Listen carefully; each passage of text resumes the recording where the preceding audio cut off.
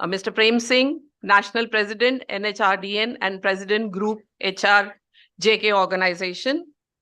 Dr. Akil Busrai, CEO, Akil Busrai Consulting. Mr. Dhananjay Singh, who's here in the campus with us, Director General, NHRDN. Mr. Nalin Srivastava, he's also here with us, Head Learning Center, NHRDN. And Mr. Ashish Shekhar, GM HR and IR at Yokohama, India, and he's also here with us. A very warm welcome to all of you. A very warm welcome to Chancellor Sir, Saroj Ma'am, Vice Chancellor Sir, Ashish, Deans, Directors, faculty, and all my dear students. Before we start the proceedings of the program, let us light the lamp and pray to Goddess Saraswati to shower her blessings on us. I request Dr. Khosla and our Vice Chancellor to please escort the guests to the lamp so that we can sing the Saraswati. Aye, please. Khosla sir, aye. Dhananjay, Ashish, Arvind, Manish, everyone, please. Karum Sharada Saraswati Vandana Karum Sharada Saraswati Mata Pita Tum Akhil Jagat Ki Mata Pita Tum Akhil Jagat Ki Vandana Karu Sharada Saraswati Vandana Karu Sharada Saraswati Hame Sab Bharat Sharan Diwan.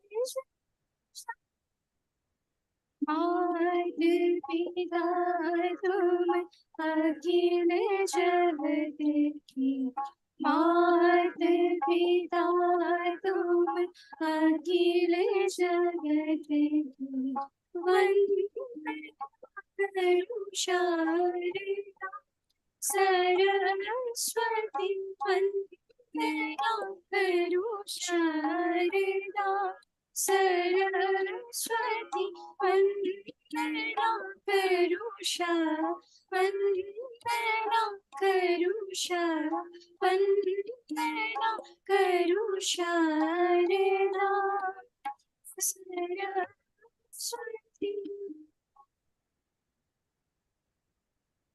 Thank you, ladies. That was indeed beautiful. I'd like to tell our guests that these two ladies are a part of our Ragarang Club, the music club. Thank you so much.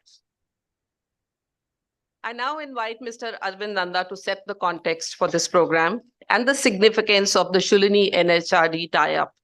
Mr. Nanda brings with him more than 3 years of corporate experience, which includes senior 30 years. Sorry. That makes it so young. 3 decades, I meant to say. Yes, you should feel very young, Mr. Nanda. In fact, 10 years ago, Arvind and I think our guests know that we are legally married to each other. So Arvind and I joined this campus 10 years ago, and there has been no looking back since then. In fact, Arvind has been responsible for a lot of HR tie-ups with the corporate, world when he joined. So thank you for being here and taking this initiative. Over to you. Thank you. Thank you, Poonam. Good morning to you all. I have a small prepared speech.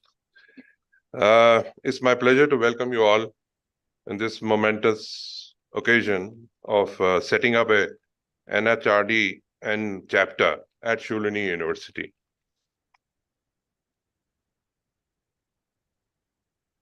It's truly a privilege to have the senior leadership of NHRDN with us today. Dr. T.V. Rao, the founding president, and Mr. Prem Singh, the current president.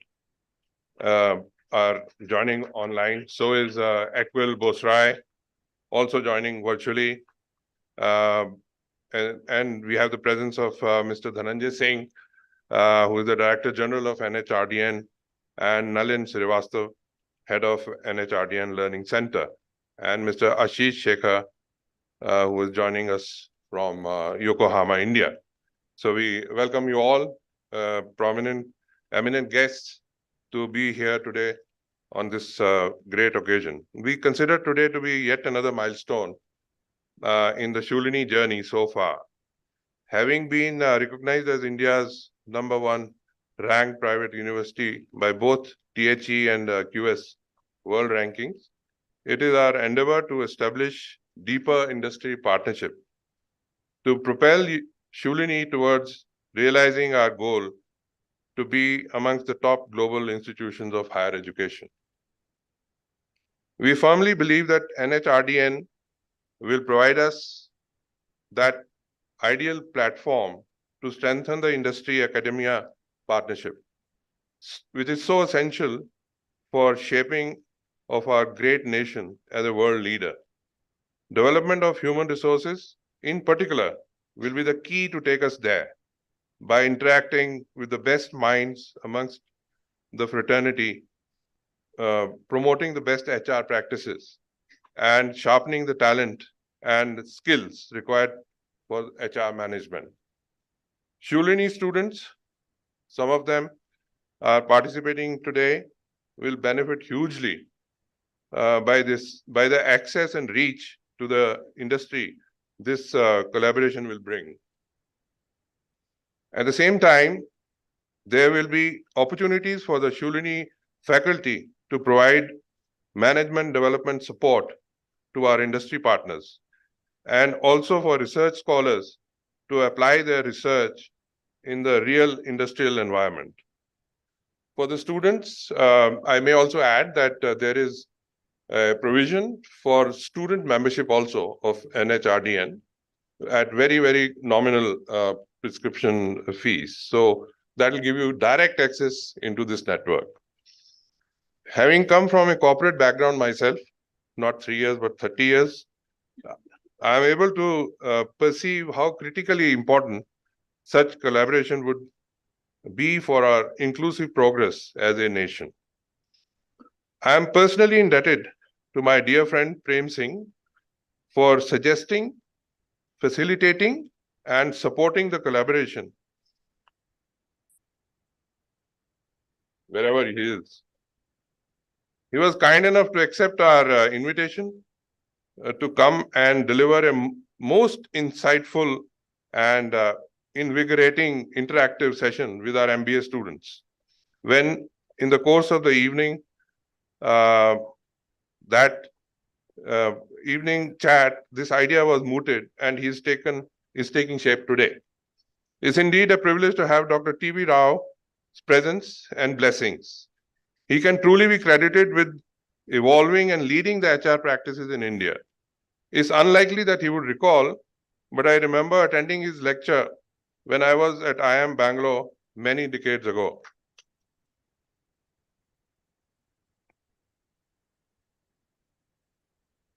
I'm sure we'll have a great session today, and that we'll together take this initiative forward for hugely rewarding outcomes. I would also like to sign off by saying that it will be a privilege to lead this initiative in this region. I was talking to Dhananjay ji and also Prem a little while ago that while there are a lot of such chapters in the south, in the north there are only very few, and it will be our endeavor to take this initiative forward in the region and take the leadership of this NHRDN platform that we are forming today. Thank you very much.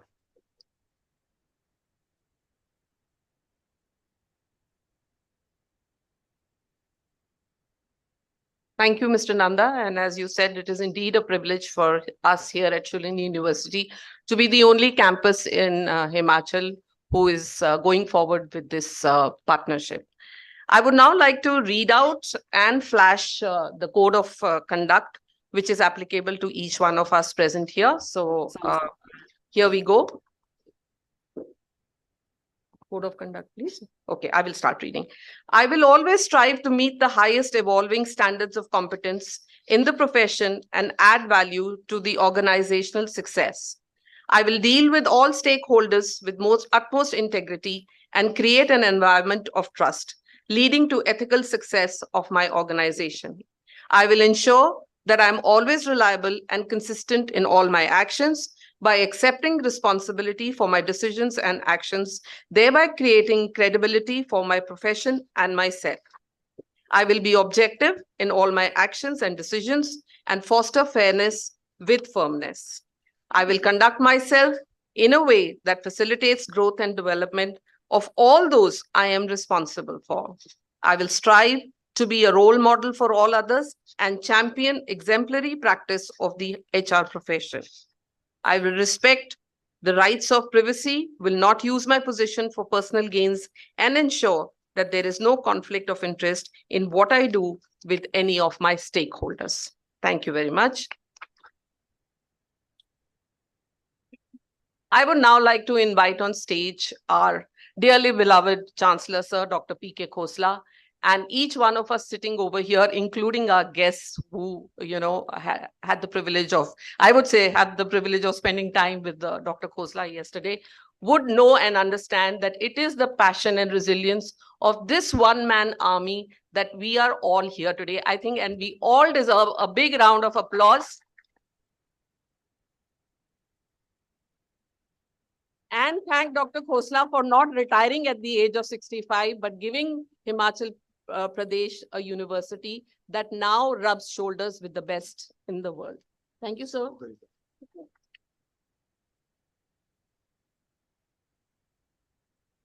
Dear students, respected guests, the leaders, representatives of the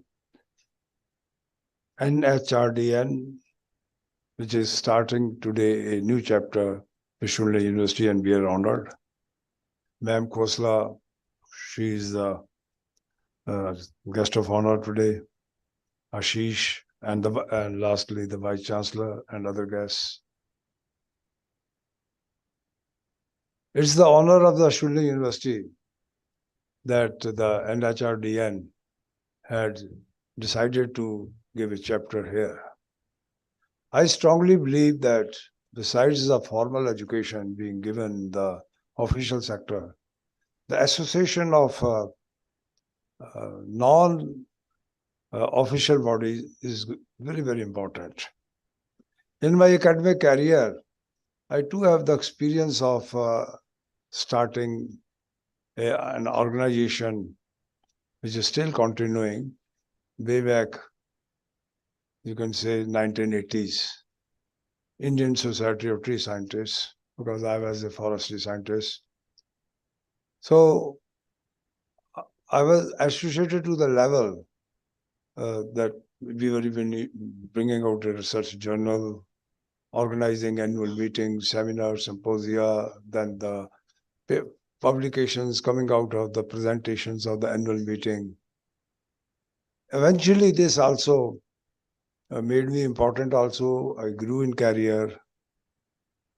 And maybe this university, Shoolini University, which has come up, it is the outcome of my efforts then in that form. That I was associated with the great, big scientists, Dr. M.S. Swaminathan, late Dr. M.S. Swaminathan, who gave us food, who is known for Green Revolution in India. And he was the first president. So I always thought of big. And I will also say to the students in your career, in your life, think big, then obviously divine hand will come to help you. So on behalf of the Shoolini University, I thank Dr. Dhananjay and Nalin Srivastava who are here for signing this chapter. And I assure you, Shoolini will not leave any stone unturned in ensuring the outcome of this organization is to the level that the Shoolini has reached today. I'm very proud to say that Shoolini University is growing and growing to the level. Yesterday, I shared a panel meeting with the chairman of the UGC. That was 9:30, and the chairman himself said that he was to discuss the ranking of the Indian university. That was the issue. कि doctor Khosla को बुलाओ, उनको होना चाहिए panel में. So it was so sudden that even I didn't have time. But since there was an opportunity at 9:30 yesterday, maybe they repeat it today also or tomorrow. But the activities and the Shoolini University, though I wanted to say few things, but I was advised by Ashish that don't say negative things. They know I'm very critic because I am always pained. India, a country of 140 crore of people, in ranking, we are IIT Bombay is at 148. 148 in the world. Why shouldn't we be among first 10? But those questions can be asked only in private. They cannot be discussed in or said in meeting like that, in conversation like that. So, as an octogenarian, I would very much wish that this country should be on the top. Whatever we do in life, that should be done. Thank you very much.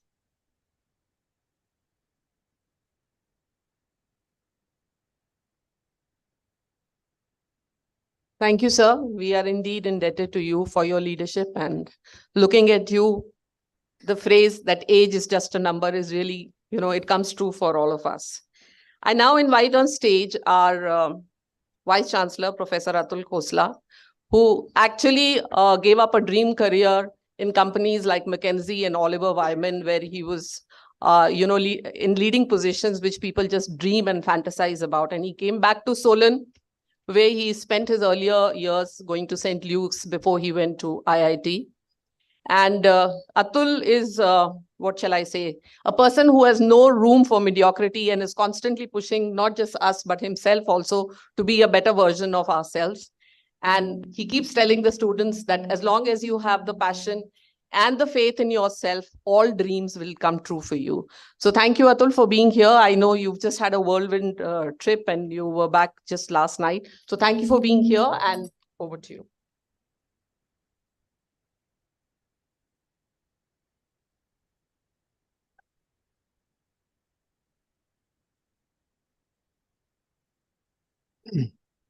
Thank you, Poonam. You were a partner in crime convincing me to join Shoolini. I still remember that car ride. So thank you for making that happen. So good morning, everyone. And what a beautiful day it is today. Thank you for inviting me. But more importantly, I welcome all the delegates from NHRDN. It's a wonderful start. Start of the day, start of the year, start of a new, I would say, new awakening in this part of the country. So I'm going to go back, before I go into 3 messages that I'll leave for my students. I'm going to go back a few years and my dream. So Mr. Judojit Das, who's also part of NHRDN, called me, and is a very dear friend. He's the executive director at ICICI Prudential, and you all are aware of ICICI Pro. And he requested me to participate in a small event in Mumbai as part of NHRDN, which he was doing. And he said, Atul, can you participate? And we then started talking about one day having a chapter here. Somewhere we got busy in our lives, and that never happened. And then one fine day, Mr. Prem Singh ended up at Shoolini, thanks to Arvind. And it was his suggestion that why don't we, start this chapter at Shoolini. So the dream for us is, of course, to bring this chapter, and I'll talk a little bit about that, what we can do to Shoolini. But my dream would be to first expand the efforts of NHRDN within Himachal. But why Himachal? I think there is a need for deep people practices across the region, which is North India, at least this part of North India, Punjab, Haryana, Himachal, J&K, Uttarakhand. So we promise that we are going to move mountains. We promise that we will try to be one of your most active chapters. And we will try to bring in the wave of revolution that we need in this part of the country to create talent. So why is this important? Why are we talking about human resources? And many of you sitting in this room might say, oh, by the way, I'm never going to be an HR manager. I'm going to specialize in pharma or biotech or marketing or probably computer science, AI. Why should I be responsible for NHRD, or why should I be sitting over here, etc., etc., etc. So I'm going to leave 3 thoughts for all of you. The first is about where India is today. So how many of you have heard about Amrit Kal? So who all have heard about Amrit Kal can put their hand up. So Mr. Modi has to do a better job because none of these guys are putting their hands up as students. So that should be a feedback. Probably, I think we should pass over to the government. But Mr. Modi is talking about 2047, which is 25 years from now, where India will be a dominant economic force of the world. So we're talking about being a $50 trillion economy. So just for people who are not economists, we are today give and take a $3 trillion economy in terms of GDP. So which means we have to be anywhere from 15 to 20 times larger in the next, 25 years. It's a huge, huge, huge, huge ambition. Okay, the story doesn't end here. We can improve productivity by 2 times. That's what data suggests. So if we have to increase our GDP by 20 times, we can do it with the same workforce, with the same people like you in the workforce by going twice our GDP today, which means we can reach 6 trillion. If we have to reach the 50 trillion we are talking about, we need 10 times more people in the workforce. This type of revolution has never happened ever in the world today. So imagine 10 times more people in the workforce, not doing menial jobs, not doing agriculture, not doing screwdriver technology as I speak about, but actually working on higher end work, data, big thing happening, research, sciences, deep science as we talk about it. All these things are going to happen in India. And you guys are very, very lucky because you're going to be part of this disruption. The second amazing part of where we are today in terms of disruption is that if you think about it, all our workforce, every one of you will have to be retrained on new technologies over the next 3 to 5 years if India has to achieve what it has to be. This is an impossible task. So I was in a meeting, for example, with the Minister of Education of India and the Australian Education Minister, and we were just talking about the challenge in India. So Australia, for example, in 10 years is going to produce 2 million graduates. India will produce 50 times that in 1 year. And that's the humongous challenge that India has. And it's all people-centric. So if you think about HR or you think about people, it starts with school education. It then goes into university education where we are participating. But then it goes into upskilling everyone, which is the role of corporates or the role of the government or the role of other stakeholders. And that's where NHRDN becomes very, very, very important in this change. So if we don't deliver at Shoolini, if NHRDN doesn't deliver at a national level, India will never achieve Amrit Kal. So that's the first message I'd like to give. You all are very, very lucky to be part of this. I think the second message I'd like to talk about is where we are again in terms of the economy. You're all, I think, average, the students sitting over here will be 23, 21, max probably a PhD student, 25-year-old. So we all have heard about Sone ki Chidiya. India was a Sone ki Chidiya. We all heard about that. I don't know whether we'll be a Sone ki Chidiya. We were or not. But I can tell you that by 2047, Amrit Kal, when it comes, we will be a Sone ki Chidiya. Like I said, India will be 20 times richer.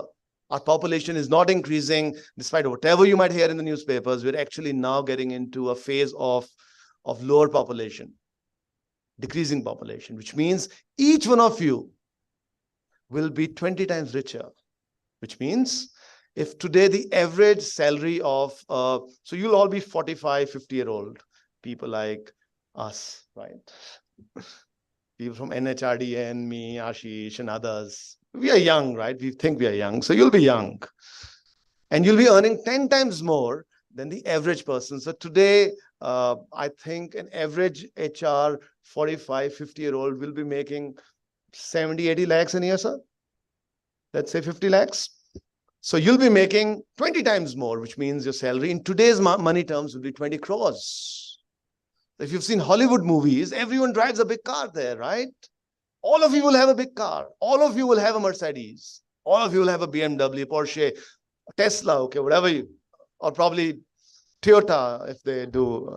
If I don't say Toyota, Vishal will get upset.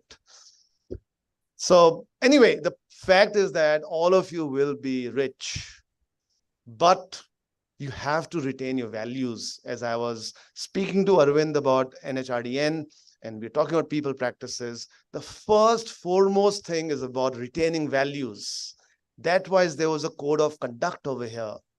So people who would retain the values, who are honest and truthful, will be the people who will be the outliers I spoke about, who will actually get the type of numbers I was speaking about. So that's my second thought to you, which is retain your values, maintain that code of conduct that we spoke about today. I think the last thought again for the students is, which I said, why HR? For me, I might not be an HR person. Each one of you will be leading a team very, very early in your career. So I give a talk on leadership, and I've done that probably across 10, 15 top institutions of the world. And the first thing I talk about in this talk is about the fact that the future CEO of the world, and in India very specifically, will be less than 30 years old. So you're all 25, 23, 22. You probably have 27, 20. You probably have 5, 6 years, 8 years to become a CEO. So you all will become leaders at a very, very young age. So Ashish and I went to a company called Physicswala. You've all heard about Physicswala, right? So it's headed by a person called Pratik Maheshwari and Abhay, Ashish, I forget the name. Alak Pandey, yeah, my memory is eluding me. So they're all in their early 40s. Everyone in their team is less than 25. So Ashish and I had a very interesting interaction. There was a young kid. So by the way, Physicswala is a $3 billion enterprise. So it's not a small enterprise. We're talking about something very, very large. 3 billion means 25,000 crores, just to convert that into numbers. So there was a young kid, and he was probably 21 or 22, Ashish. He had just that goatee hair. छोटे लड़कों की निकल आती है थोड़ी थोड़ी दाढ़ी. तो वैसे उसकी दाढ़ी थी छोटी सी. And Alak introduced us to this kid, and we started talking to him. And he explained what he was doing in digital marketing. And then we asked him, what is your role over here? And we thought he's probably some intern or something. He said, I head digital marketing at Physicswala. So he was probably 22, 23-year-old, and he looked very young. And I would assume the budget of Physicswala might be, Ashish, $500 million, if not, probably hundreds of crores, if not more, probably 100 crores. But he's running the whole engine of Physicswala, and that's the power that's going to be there with the youth, for you, all of you sitting over here, which basically means that you need to learn people skills. You need to learn the ability to lead people. You need to start thinking strategically. You need to start thinking about being a leader, not just in terms of leading people, but also how you lead an organization. You could be a CEO very, very early, or you could have your own startups, right? So for that, people practices and HR is very, very, very important. If someone would ask me, Atul, what is the biggest challenge at Shoolini? And Dr. Khosla spoke about growth. I would say it's about attracting and retaining the best talent. Talent is going to be the #1 strategic factor for growth in the world. Why did Dr. Khosla succeed? He succeeded because first, and I'm going to make you blush, Dr. Khosla, you were able to convince your family to join you. It's not easy. Both your sons came. You were able to convince people like Arvind to join the revolution. Dr. Chetri, I'm seeing some of your students. I'm seeing so many of your students sitting in this room. I can see Dr. Gopal Krishan sitting over here. So you were able to get the best talent early on into Shoolini. Then you were able to get so many postdocs from across the world into Shoolini. And when I think about the different faculties at Shoolini, some are doing great and some are doing very good. I think the difference between great and very good is talent. And you know about it. You know which teacher is better and which is not so good. Am I right? So you all have perceptions about your faculty.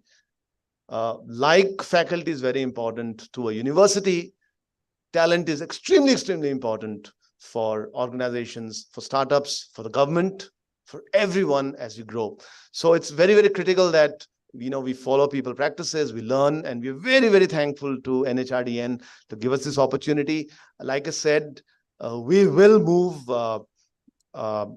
mountains to make this happen.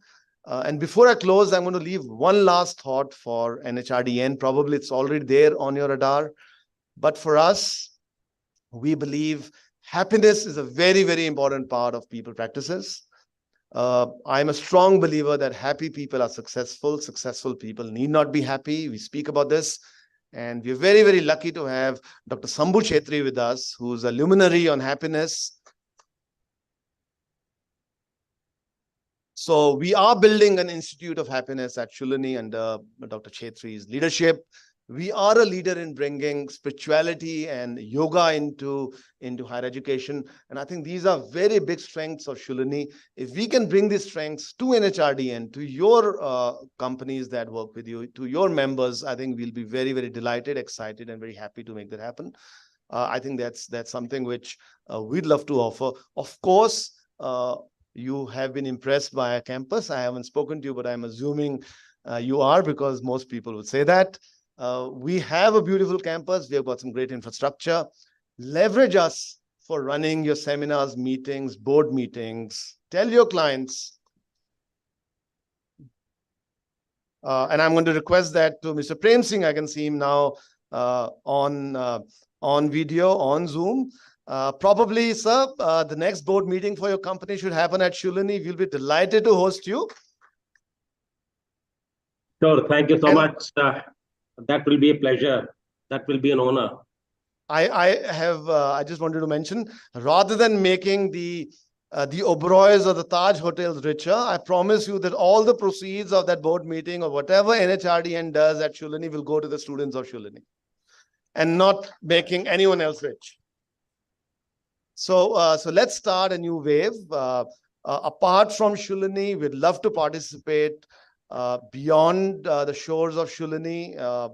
I think we need to bring in great people practices to the 17 private universities, to the 50 odd colleges that we have in Himachal to start with. And I think this challenge, like I said, is across India. So if we can play a role and we can drive this aggressively across the North region, I think that'll be wonderful. Two more ideas which I have for NHRDN. One is around revolutionary work that my dear brother Ashish is doing, which is to say, how do we bring truly high quality online education at a price point which is ranging between 10, 15, 20,000 rupees. And Ashish is going out as a missionary, tying up with large number of corporates, upskilling them so that they can deliver on areas that you seek. So I think that's another area which I think separately, Ashish, you can have a chat with NHRDN. And I think we'll be very, very excited to take this ahead. It's something very revolutionary, I would say, in terms of tech, in terms of the thinking, the business model that we are looking at. We are also in the process of tying up with a large strategic tech player to deliver that and make that happen. But that's something which, again, something Shoolini can sort of work together with NHRDN. And the last thought which I have, where I would seek your support, sirs, is it's my dream to bring technology and science education to the students of the country, the students of Himachal. And as part of that mission, we're very lucky that we've been handed the Science Museum of Himachal to Shoolini to run. We got that mandate around a month back. It's a beautiful facility. We also have 40 truly world-class rooms where we can host 40 odd people. So by the way, your board meeting can happen there also. It's right in the middle of a pine forest in Shimla. So we can leverage that facility. But I seek your support to get CSR funding for that. I think if we can make our young children problem solvers, aware about science, then nothing can stop India. So let's move a little lower in the value chain also as part of this initiative, not just higher ed students, not just university students, not just corporates, but let's also start picking up students when they're young. And I will seek your support and come separately to you to make this dream a reality. Once again, thank you very much. Like I said, we're all there to support NHRDN. I think we're now part of one family, so I will not even call it NHRDN. I'll say it's our initiative, and do put the highest standards of demand onto us. And of course, we have our big man, Arvind, to absorb all of those demands. So thank you very much, and have a lovely, lovely day, and wish NHRDN lots of success. Thank you, Poonam, for inviting me. Thank you, Atul. As you said, people practices, human relationships, values, these are things that have always been and will always be top priority. And also talking about Amrit Kal, I think you guys should realize that you are so lucky to be at the right place at the right time. So thank you for that. And now I would like to invite our guest of honor, Mrs. Saroj Khosla, who's the president of our trust, to just bless this initiative. She was in fact very reluctant to come on stage, but we insisted that our guest of honor must at least say a few words of encouragement to all of us. And I would also like to tell our guests that, when Atul spoke about Ashish and him joining, there is also been rock solid support by Saroj ma'am, who actually was the first one to tell sir that please go ahead, I'm there to support you with whatever I have.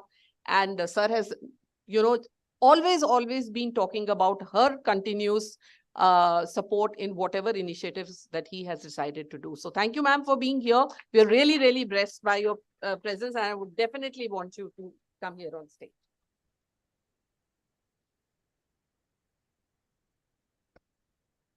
Good morning, everybody here.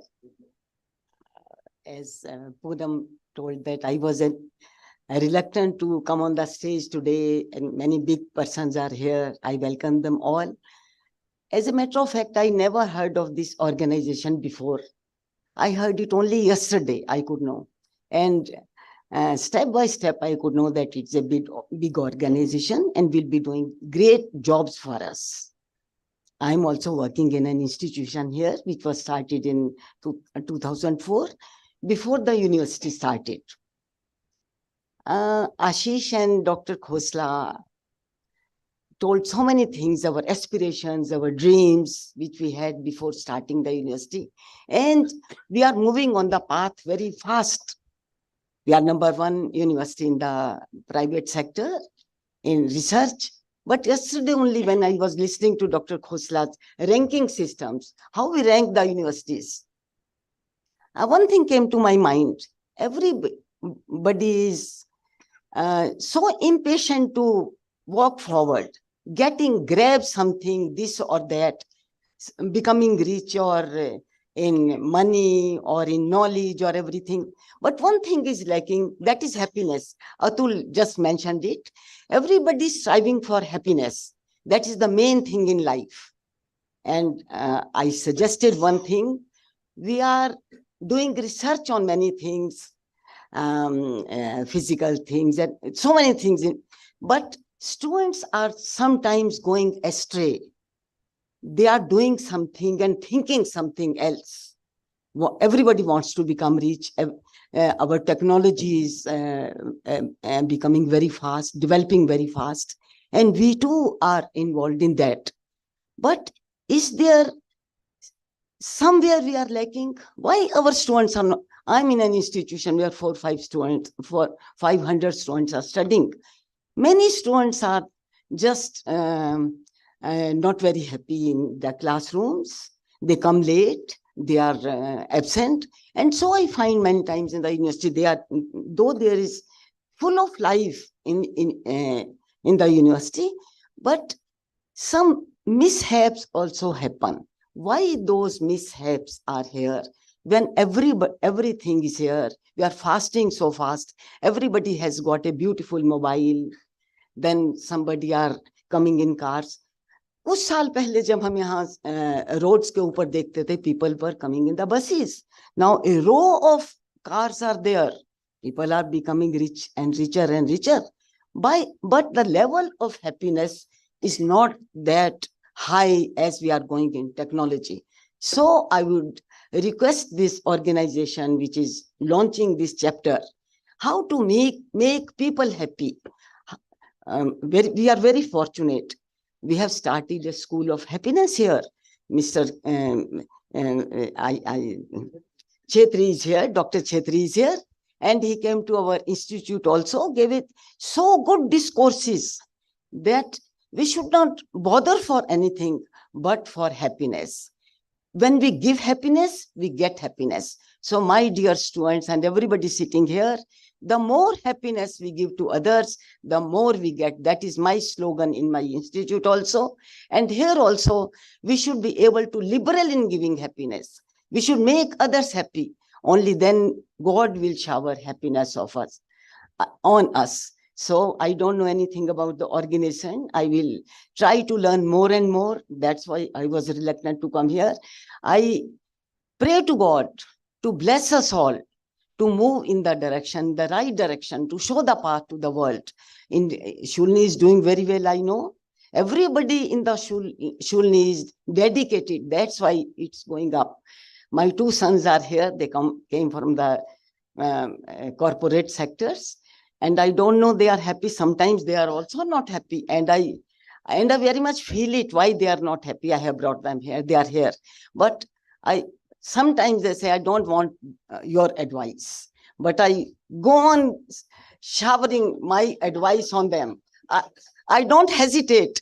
And so I'm not hesitating on you also. You are very young as compared to me. Like my children, Arvind and Poonam, I always tell them, I love everybody here. They love me. And that's why Poonam phoned me again and again, you come and come. When I was not coming, I was reluctant. I am sorry to say that.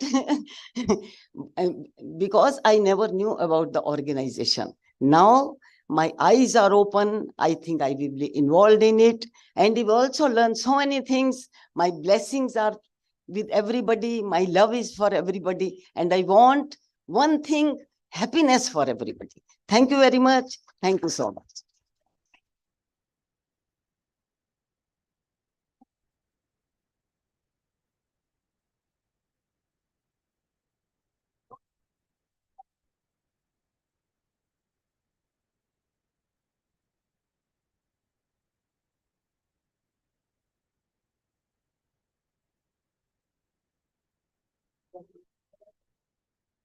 Thank you so much, ma'am. Think of what we would have missed agar aap aaj nahi aate to. Thank you for being here.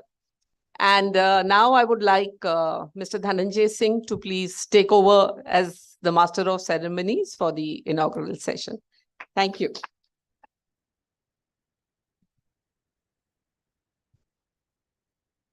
Thank you, ma'am, and Khosla sir, Nanda ji, ma'am, Ashish ji, Atul ji. I can see our distinguished leaders on the screen, and I know tomorrow is a big day because we are going to have World Cup final, and today is also a big day because NHRDN chapter is opening. First chapter in Himachal Pradesh is opening here today, and I must tell you, we are playing 50 overs match.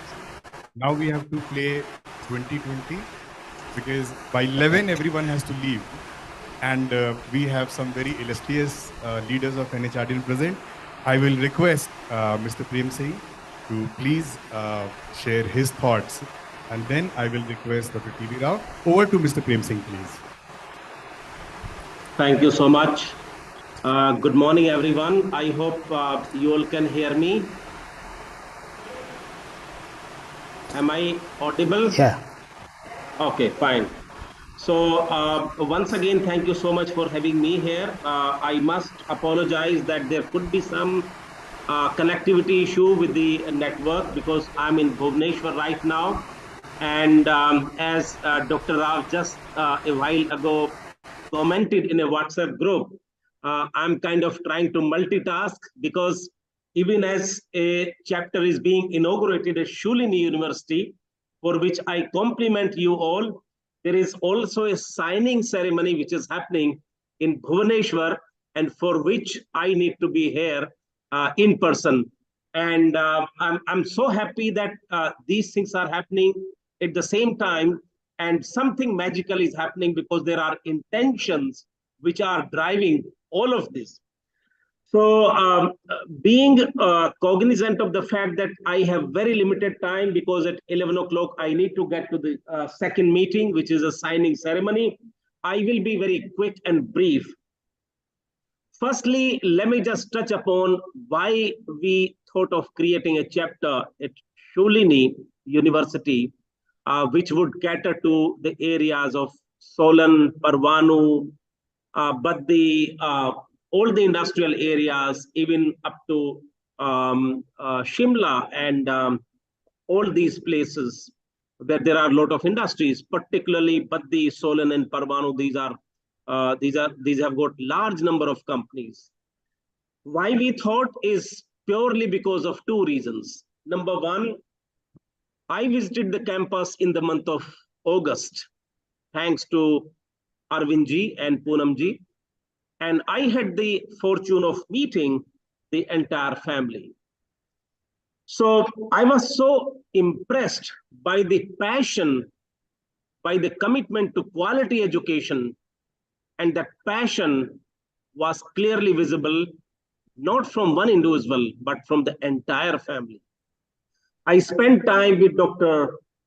Ashish Khosla, with Dr. Atul Khosla, and I must say this to Professor P.K. Khosla and Mrs. Saroj Khosla. Both of you must be very proud parents of very accomplished, illustrious sons who have done very well and who are driving the quality education from the front. And I would like to give everyone I would like to request everyone to give the family a big round of applause. Professor Khosla and Mrs. Khosla, your children are doing a marvelous job. And if there is one reason why I was so impressed and why I proposed that we must have a chapter, is purely because of the commitment and dedication of your entire family. Now to Professor P.K. Khosla. Sir, I never had a fortune of meeting you, but I have heard a lot of great stories of commitment, of quality, of passion, which you have demonstrated, and a lot of stories about your leadership. My compliments to you and compliments to your entire team for what you all have created in Solan. I think it's a marvelous piece of excellence in education. Keep up the journey, lead on, and we will be with you. And the reason why we want to join with you is we represent another very large space, which is very important and complementary to the efforts of Shoolini University.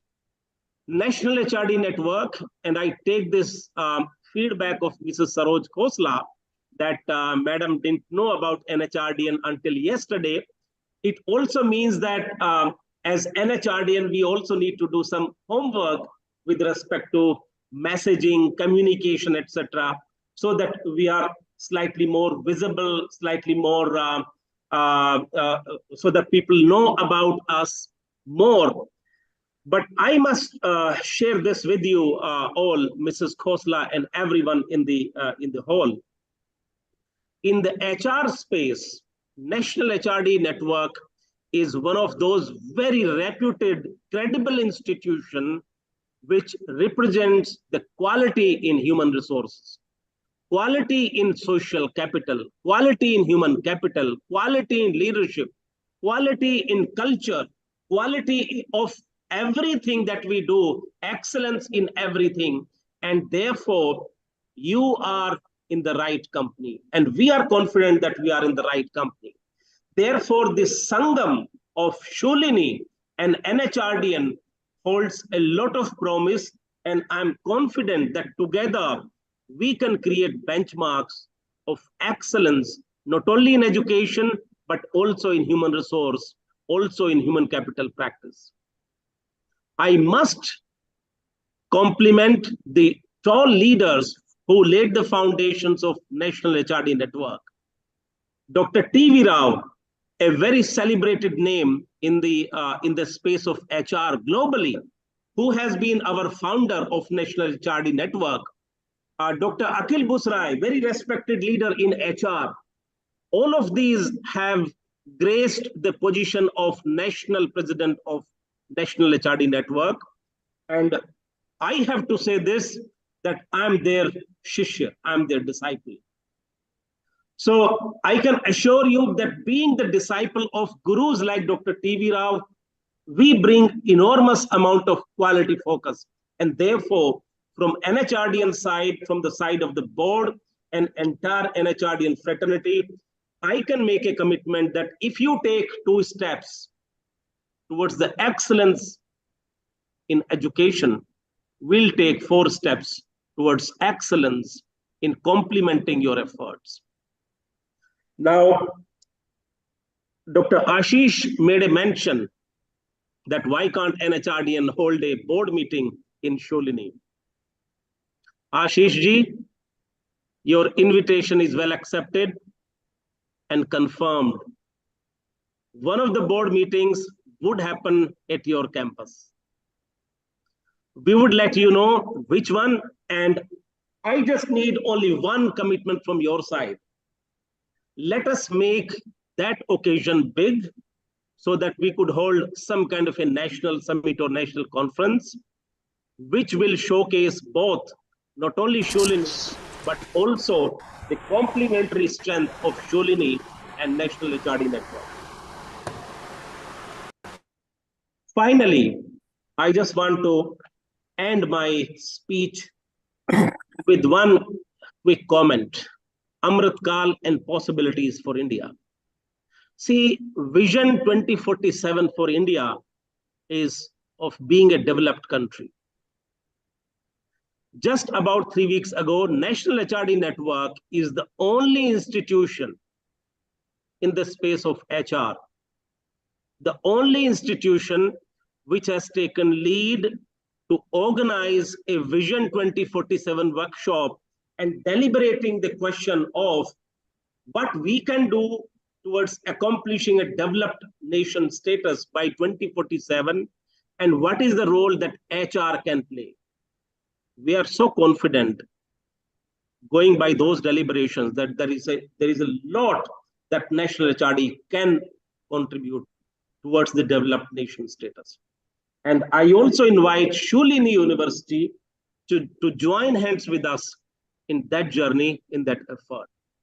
Dr. T.V. Rao, Dr. Akhil Busrai, my other colleagues like Anand Khot, like Dr. Lalit, and many others, Dhananjay, and a lot of people, Arundhati, many people, Mr. Rajiv Dubey, Dr. Santruk Mishra, all of these people joined, and it's a big initiative. I would invite you to join us in that initiative. Finally, India is a young country. Our median age as a country is just 28.5 years. There is enormous possibility, there is enormous potential the country holds. This potential will come to reality. It will get converted into the real accomplishment only because of 2 things. Number one, quality of education, and number two, making sure that there is a passionate team of people driving towards excellence using this potential. And I'm so glad that Shoolini and NHRDN complete the circle by representing both quality as well as passion. With this, I compliment the Shoolini University for taking lead in developing a new chapter. Congratulations. You are the 37th chapter in National HRD Network, and you are the youngest chapter. And as they say, the youth represents energy, speed. Being the youngest chapter, I pose a challenge to all of you. Being the youngest chapter, can you take lead in organizing a very high level, national level event faster than others? Can you mobilize the members much larger in numbers faster than others? Can you create something new which is laudable, which is quoted by several thought leaders faster than others? And if I were Shoolini, I will say, yes, we will and we can. With these words, I once again compliment the entire team who has been behind this: Arvind ji, Poonam ji, Dhananjay, Nalin, the entire team of Shoolini, Dr. Atul Khosla, Ashish Khosla ji, Professor Khosla for his blessings, Mrs. Saroj Khosla, and everyone for bringing the journey towards this, towards the creation of the new chapter. Welcome to the NHRDN world, and I'm sure together we'll be able to do something very remarkable. I once again acknowledge the presence of my other senior leaders. Thank you, Dr. T.V. Rao. Thank you, Akil San. Thank you, Dr. Lalit, Anand Bhai. Aman Rajabali, thank you so much. Aman, आपका थोड़ा passion इधर भी लगेगा. And in parallel, I have also requested one of my other board members to mentor the new chapter in Shoolini. The name will be shared with you shortly. We are just waiting for the confirmation. This is a very senior member of the board, a CHRO of a very large organization, a very respected bank. And I'm sure with his leadership, the chapter will scale greater heights. Thank you once again. All the best. And I need to log out now because I have another thing to attend, and we'll connect soon. Thank you so much. Namaskar. Thank you, Prem Singh ji. Now may I request Dr. T.V. Rao to kindly bless the new chapter, please. Over to Dr. T.V. Rao.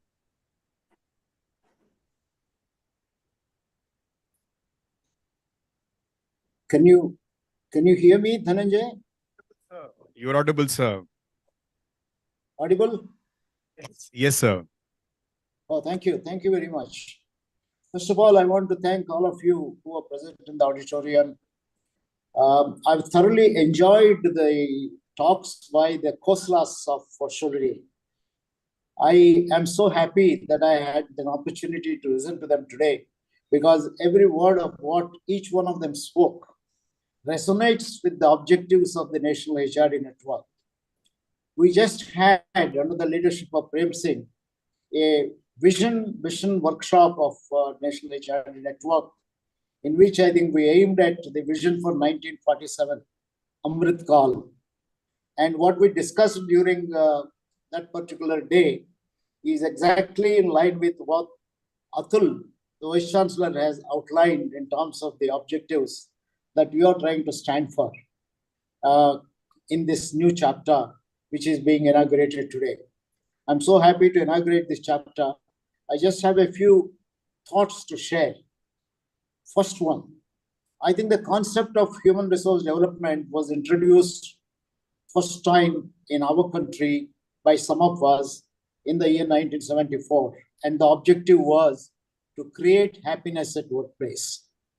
We said people are happy if we are constantly building their capabilities and creating a commitment to work. Commitment comes from happiness, and create a culture.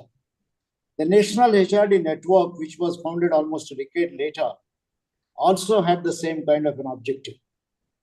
40 years, almost 40 years after the National HRD Network started in the year 1985, conceptualized, registered in the year 1986, and started in a big way in 87, we have all grown. First growth is in terms of the concept of HRD. We don't consider HRD. You find National HRD Network. HRD is never expanded, but it is understood as Human Resources Development. Hello? Are you able to listen? Yes, Am you're I audible, clear? sir. Yes, sir. Clear. Okay. In the last 40 years, from HRD as a concept, as a function, and as a department, we have come to a point where HRD is for all. I'm glad that the Khoslas are using the term people. Human resource development is meant for people. So people means everyone on earth. I'm so happy that your university is starting a chapter for the university itself as well as the surrounding cities, and then to the entire, I think, the north, and then later on to the country, is a very symbolic kind of a thing, because what you can do in Shoolini University is going to set new benchmarks. I'm not one of those who believe very much in best practices. I believe a lot more in what my colleague at one time at IIM Ahmedabad, C.K. Prahlad, used to say, when you follow a best practice, you're always number two, you're never number one. But I think for Shoolini, I think you should be setting up the next practice and set an example for the National HRD Network by doing things that nobody else has done in any of the chapters of National HRD Network. The fact that a university is setting up itself is a wonderful thing, is a new practice. And so many of you, not only from academics, but from practicing world, and people from different sectors are involved, I think is another symbol of it. I would just give a couple of thoughts and stop my talk and inaugurate this particular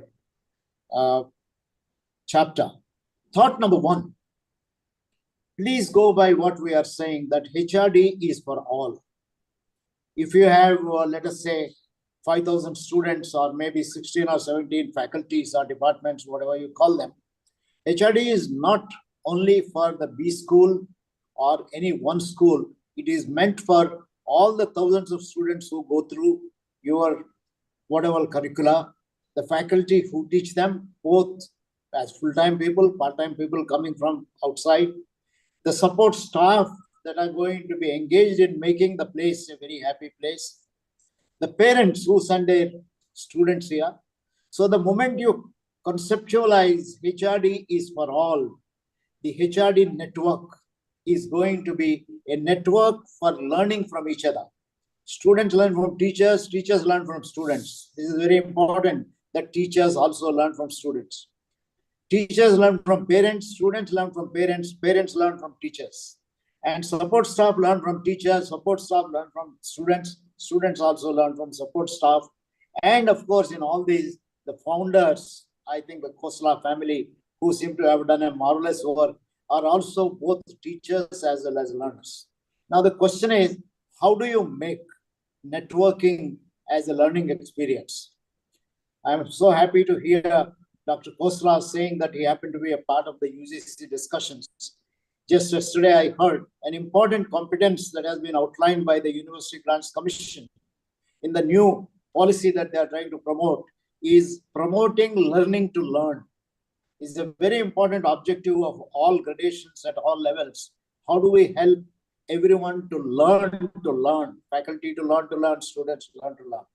So my suggestion here is, if you are going to be setting a new benchmark for other people, how about treating HRD as for all your students, all your faculty, And how do you create the network to cover every single individual who gets in touch with Shoolini University?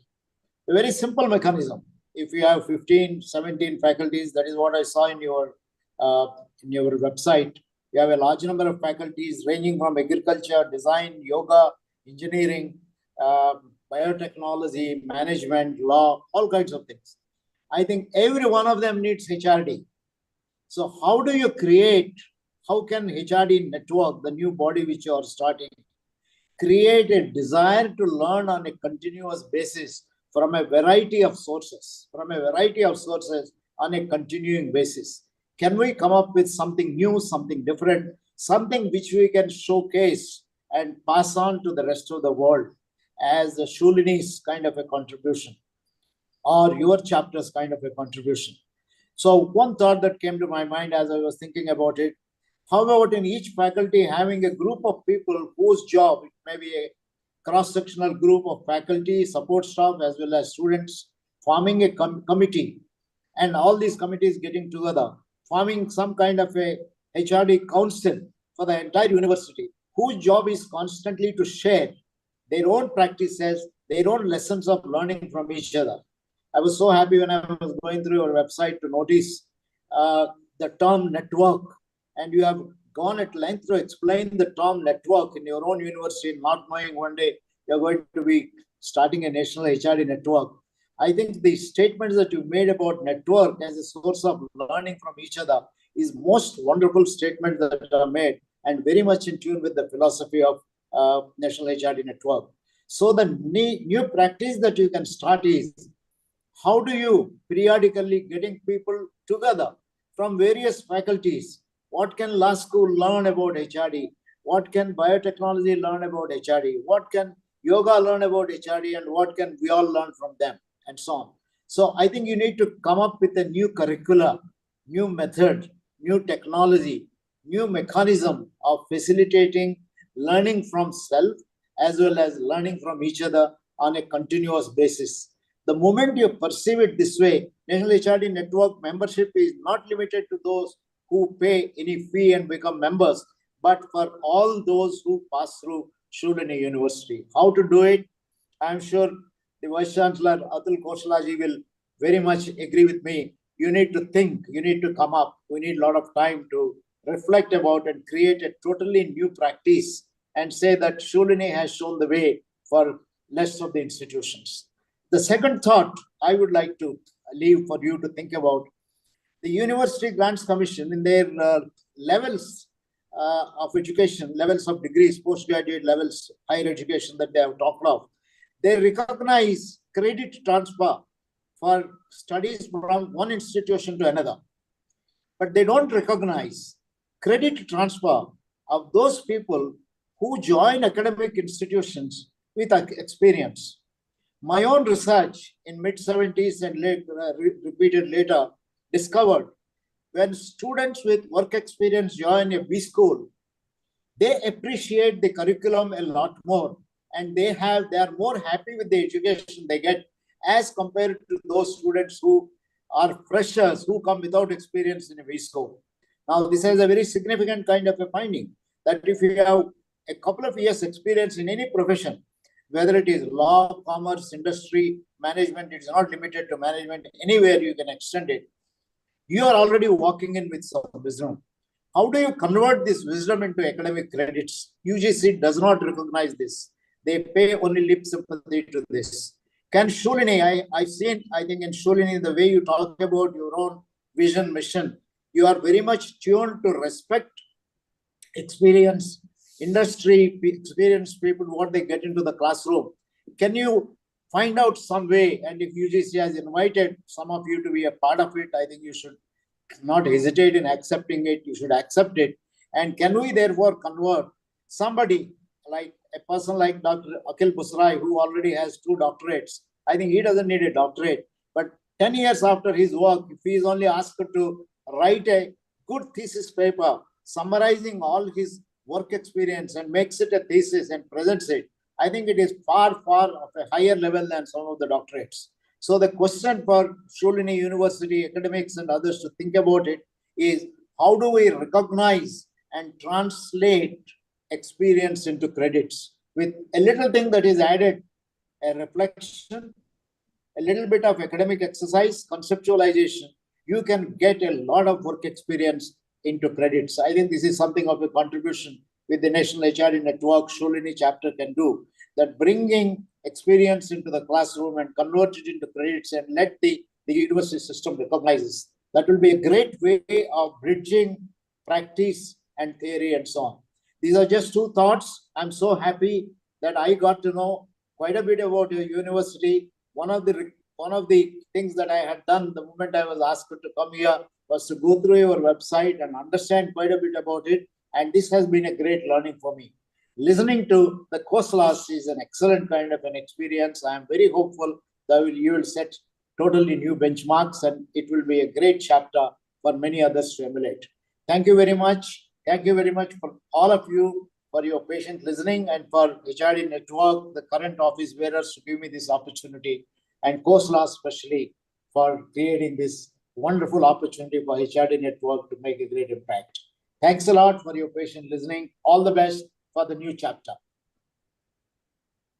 Thank you, sir. Thank you, Dr. T.V. Rao, sir. Don't have words to thank you enough. And your blessings and your presence here means a lot to each one of us. And may I request Dr. Akhil Busrai, our Senior Past National President, to bless the chapter now. Over to Dr. Akhil Busrai. Thank you. Namaskar. My compliments to the new chapter which is being formed today, and my greetings to the Shoolini family and all the people who are involved with formation of this chapter. And of course, my namaskar to my Guru T.V. Rao, T.V. Garu sir. It's always a great occasion to be at a starting point of an event, or especially an institution. It's like a child being born in the family. There's a lot of expectation, anticipation, happiness all around. And Mrs. Khosla talked very rightly about being more happy is more important than being more successful. But in the context of HRD Network, this is a long felt gap that today is being filled up in places like Himachal, where there are so many industries coming up and have come up already for years together, and yet a chapter of HRD Network now being formed would really add value to it. So let me just share 2 or 3 things that would benefit the chapter, the region, and as well as the profession. One, what does HRD Network bring to you? What is in it for me, if you ask? The first part is that we provide you the connection through networking. And it's not just superficial connection, it is a connection of value. Value in terms of what you need, in terms of expansion of your knowledge, practices, including help to start something or to nurture something. And this has been proven again and again in many chapters that HRD Network, networking amongst professionals is a rich source of support for each other. And what Professor T.V. Rao mentioned very rightly, that learning from each other is our focus. It's not gyan. It's not giving gyan or becoming rapporteur of some special knowledge in special hands, but it is sharing experiences, practices, ideas, and thoughts that has enriched the network for the last 35, 40 years. Second is when you're learning from each other, there's a lot of opportunity. And I like what Professor Khosla mentioned about think big. Only when you think big, you start big. And I would actually discourage chapter to feel, oh, we are too young, we are too new, we are too remote. None of this is valid, in my opinion. It's the passion, and I compliment the Khosla family for showing that passion in bringing about whole upliftment of ideas and thought process in that region. And with their support, Shoolini University and other professionals who are being associated with this should take advantage of that and make sure that there's an impact. And I like the way Prem said, fast. So speed is as important as direction. But of course, direction must be well thought through. Now, this other one is also to showcase what you have. It's a folly to assume that some of the new chapters or remote locations where people are not known very widely in the profession have so much to offer, yet sometimes they're not known what they're offering. This platform of HRD Network gives you that opportunity to showcase and lead. And I like what Atul mentioned, that lead with value. And that synchronizes very well with HRD Network. If you paid attention to the code of conduct, it's all about values. It's all about what we should do, stand up as a profession and as a professional to conduct ourselves and monitor ourselves as to what we are doing. I liked Atul's comment that you should be the most active chapter, and you promised to be most active. I have no doubt on that after hearing all the things that I've heard at the inauguration and the support that you have. You will and you can become one of the most active chapter very fast. So I would like to give a homework, since there are a lot of academicians here. I would like to give homework to the new chapter, and will support everything that you need to achieve that homework. One, it's a misnomer to say you're too remote, you're too new, you're too young in the network. Drop that idea, drop that concept and thought from your mind. And I will leave two homework. One is that you should organize one major HR conference in your new chapter by 15th August 24. Now, why I say 15th August? Because I heard that Prem had meeting with Shoolini University in August this year. I think 12 months of rotation of some results should come out. And it's not too difficult. We will help you in every possible way. The idea of suggesting this event is to bring attention to the chapter in Uttarakhand. And it's making sure that the chapter gets attention from people who can contribute to its success. And a gathering of people there. And I like the offer Atul mentioned about holding a board meeting there.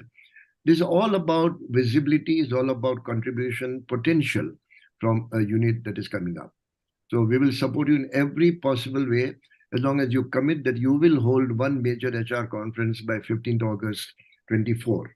And sometimes deadline makes a difference. It makes us get going immediately. And Mrs. Khosla, maybe now that you know what we are doing and how fast we want to do, maybe a small helping hand from you, ma'am, will really help. And the second one, it's not impossible to do it.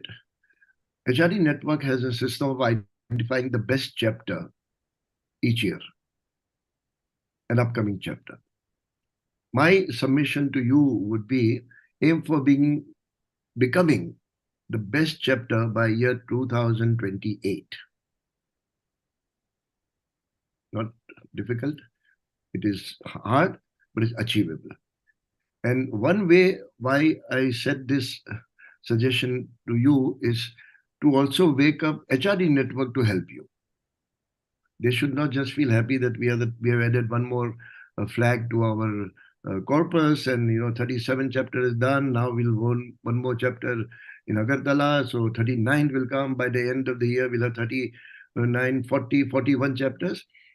It is for you to demand from HRD Network. And I, being part of the HRD Network team, can assure you that we will not fail you. We'll support you. And this type of activities will bring value to the people you make members, or people who join you and people who watch you, and build confidence. And I always feel that sometime when after our graduation and MBA, etc., when we joined the companies, we had so many ideas to do this and change the world. But many times people would discourage at that age. They say, you're too young. Wait, आराम से काम करो, आस्ते आस्ते करो, सब ठीक हो जाएगा. We never believed it because we felt we can do it. Now, the same enthusiasm applies to a chapter. Forget being too young. Forget being too new to the system. Get familiar with the system fast. And aim for think big, what Atul mentioned. I think I would write, Atul, to you to keep on hammering this point in the team.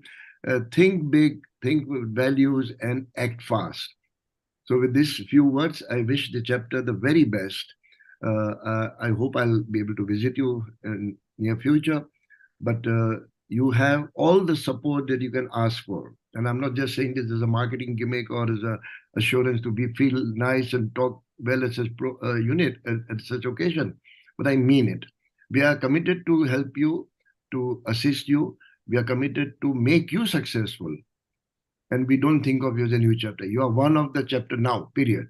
In our mind, whether you're new, you're young, is all immaterial from now at this point onwards. So good luck to each one of you. And thank you to the Khosla family for the support and for Shoolini University to take this initiative. And TV Garu sir, your presence here is not symbolic only.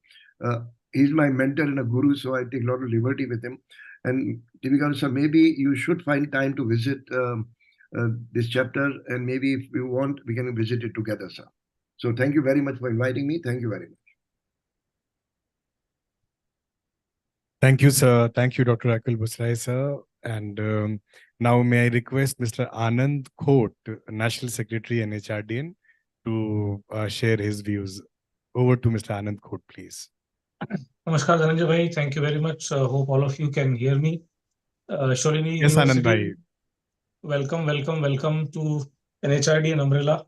And as rightly mentioned by Dr. Akhil Busrai and Dr. T.V. Rao as our gurus and mentors, that you are now part of one large global family. So your physical location obviously has a significance, but your reach, is now multifolded and expanded across. So I'm absolutely delighted that such an extension is happening, such a collaboration is happening between Shoolini University and NHRDN chapter. We are on the path of expanding NHRDN across the country as well as beyond the borders. And I think in today's connected world, we are already borderless in many ways. Like, for example, Prem is speaking to you from another event in Bhubaneswar. I'm here in Pune, Dr. Busrai somewhere else, and Dr. Rao somewhere else as well. So, but we are happy for the Dhananjay and team to be there. Welcome to the community. Collectively, we will make this journey meaningful for all of us. And I wish each one of you, and more importantly, my budding students at Shoolini, that you are blessed with this opportunity. It's up to both of us, NHRDN and you as students, to make sure that we get the best outcome of this association, and it's the right step in the direction of academia and the professional bodies like NHRDN to collaborate and create better future for us, during this Amrit Kal, which we are going through right now between now and 47. Many of the initiatives you spoke about are and will be part of our 2030 and 2047 vision. And we invite you, including students, to contribute to this process as we go on. Dhananjay bhai, thank you. Over to you and all the best, team. Thank you, Anand bhai. And may I request Aman bhai, President of Pune chapter, to kindly bless the chapter. Over to Mr. Aman Rajabali.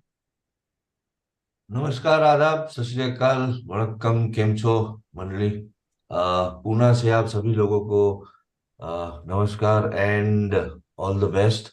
This is such a heartwarming morning, and more importantly to meet, of course, हमारे guru, mentors, guides, Dr. Rao, Akhil bhai, and the other seniors, Maheshwar Prasad ji, and of course the entire Khosla family, जिनसे पहले परिचय नहीं हुआ मगर जरूर उनके बारे में सुना था.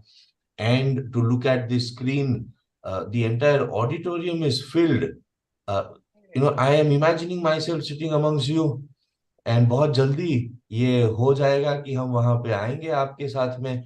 And the kind of plans that you have, the enthusiastic, energetic students, and not only that, more enthusiastic and energetic are the professors, whom I've heard. So, बहुत ही उत्सुकता से we are looking forward to being with you, and please rest assured that any support that you might need, हम लोग हैं यहाँ पे, आप लोगों के साथ हैं, because ये हमारा passion है to develop human resources. And Rao साहब ने जो एक जमाने में जो एक छोटी सी चिंगारी शुरू की थी वो आज बहुत बड़ी ज्वाला बन गई है. And with all of you joining in to the mission, I am sure that this will spread and we will have many more such chapters, and we will be able to drive our national agenda and make a difference not only to the nation but to the entire world. Okay, so my compliments to each and every person. Thank you, Prem Bhai, Rao sir, Busrai sir, Dhananjay Bhai, Nalin Bhai, Anand Bhai, and all those people who are involved in starting this chapter. You guys have moved at lightning speed. We were not aware कि एक और chapter वहां पर खुल रहा है. Such a pleasant surprise, and I hope that इसी प्रकार से हम अच्छा काम करते रहें. My compliments to all of you again.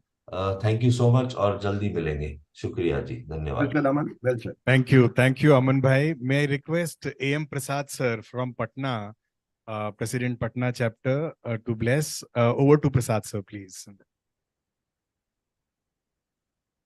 Prasad sir, kindly unmute your mic. Am I audible now? Now audible, sir. Audible Yeah. now. Yeah. Thank you very much, Dhananjay ji. It was such a great pleasure listening to the speeches which have been commended by various other speakers.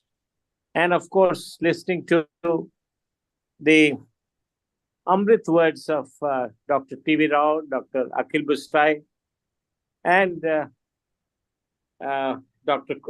Khosla families. So much has been talked about the great work that is being done by the organizers of this event. Well, I happen to be one of those retired civil servants who strayed into this activity, which essentially started as a sectarian organization, which has now become an oceanic kind of a thing, all pervasive. Hardly any domain of knowledge which is left out of its purview. That's the kind of feeling I get. Well, I am very thankful to you, Dhananjay ji, for having very timely informed me. And like a magnet, I remained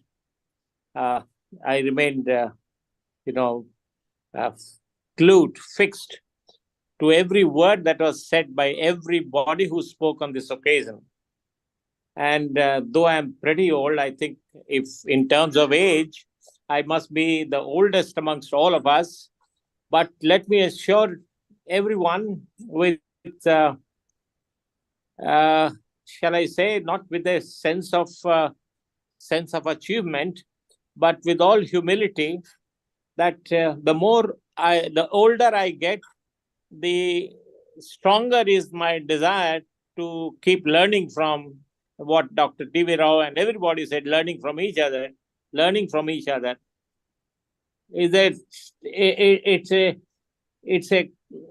a quality which is so easily said, but so little in evidence. So little in evidence because everybody shows his learning rather than desire to learn. But not with me. I'm very humble and very truthful in saying that every day I begin in the hope that I will have somebody around from whom I can learn. And I am so very happy that I had a wonderful morning today. And I also, although this request has not been addressed to Patna chapter, but I am also wanting to put this in practice, the idea of asking some younger people, because the older people have probably in this Patna chapter perhaps let themselves down. So I'll pin my hopes on the younger people and inquire if any young man of a management institute or a university is really going to take the cue from the Khosla family are of making a similar effort by 2028, once again, to try and become, at least get shortlisted as amongst the top-notcher network in this country. Hoping for this. If I live that long, surely I'll be earnestly trying to achieve this objective for myself. Thank you so much, Dhananjay, and thank you all my peers. They will never cease to keep inspiring me. I never cease to stop thinking that HR is for everyone, everybody, every people, and more so for the people who are less developed, like the people of this state. Thank you so much. Thank you, Prasad sir. Thank you indeed. Last but not least, may I request Mr. Sandeep Sawant, President of Baroda chapter, to kindly bless the new chapter. Over to Sandeep Bhai. Sandeep Bhai, if you're there, kindly unmute your mic. Yeah, am I audible? Audible, Bhai. Yeah. Good morning, everyone. And it's a pleasant surprise for us, as we rightly said, that this chapter's inclusion came as a big surprise to us also, because this was done at a very lightning speed.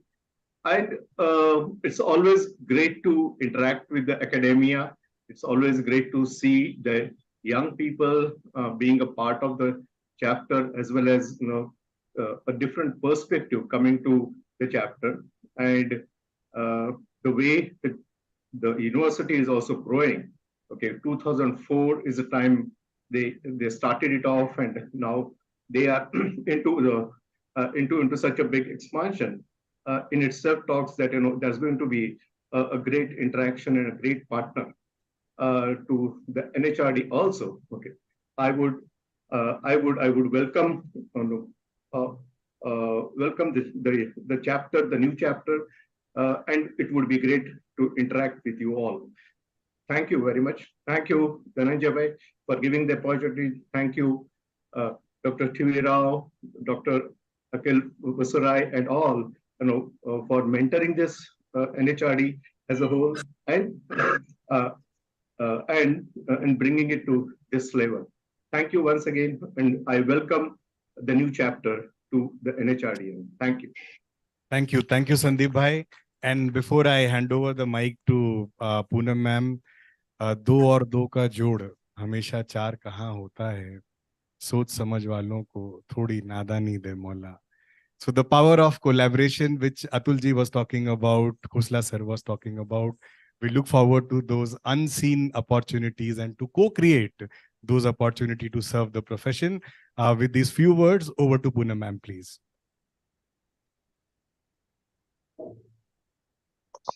Thank you, Dhananjay. And I would request our Vice Chancellor to do just a quick sum up on the way forward, please. Professor Atul Khosla, if you could.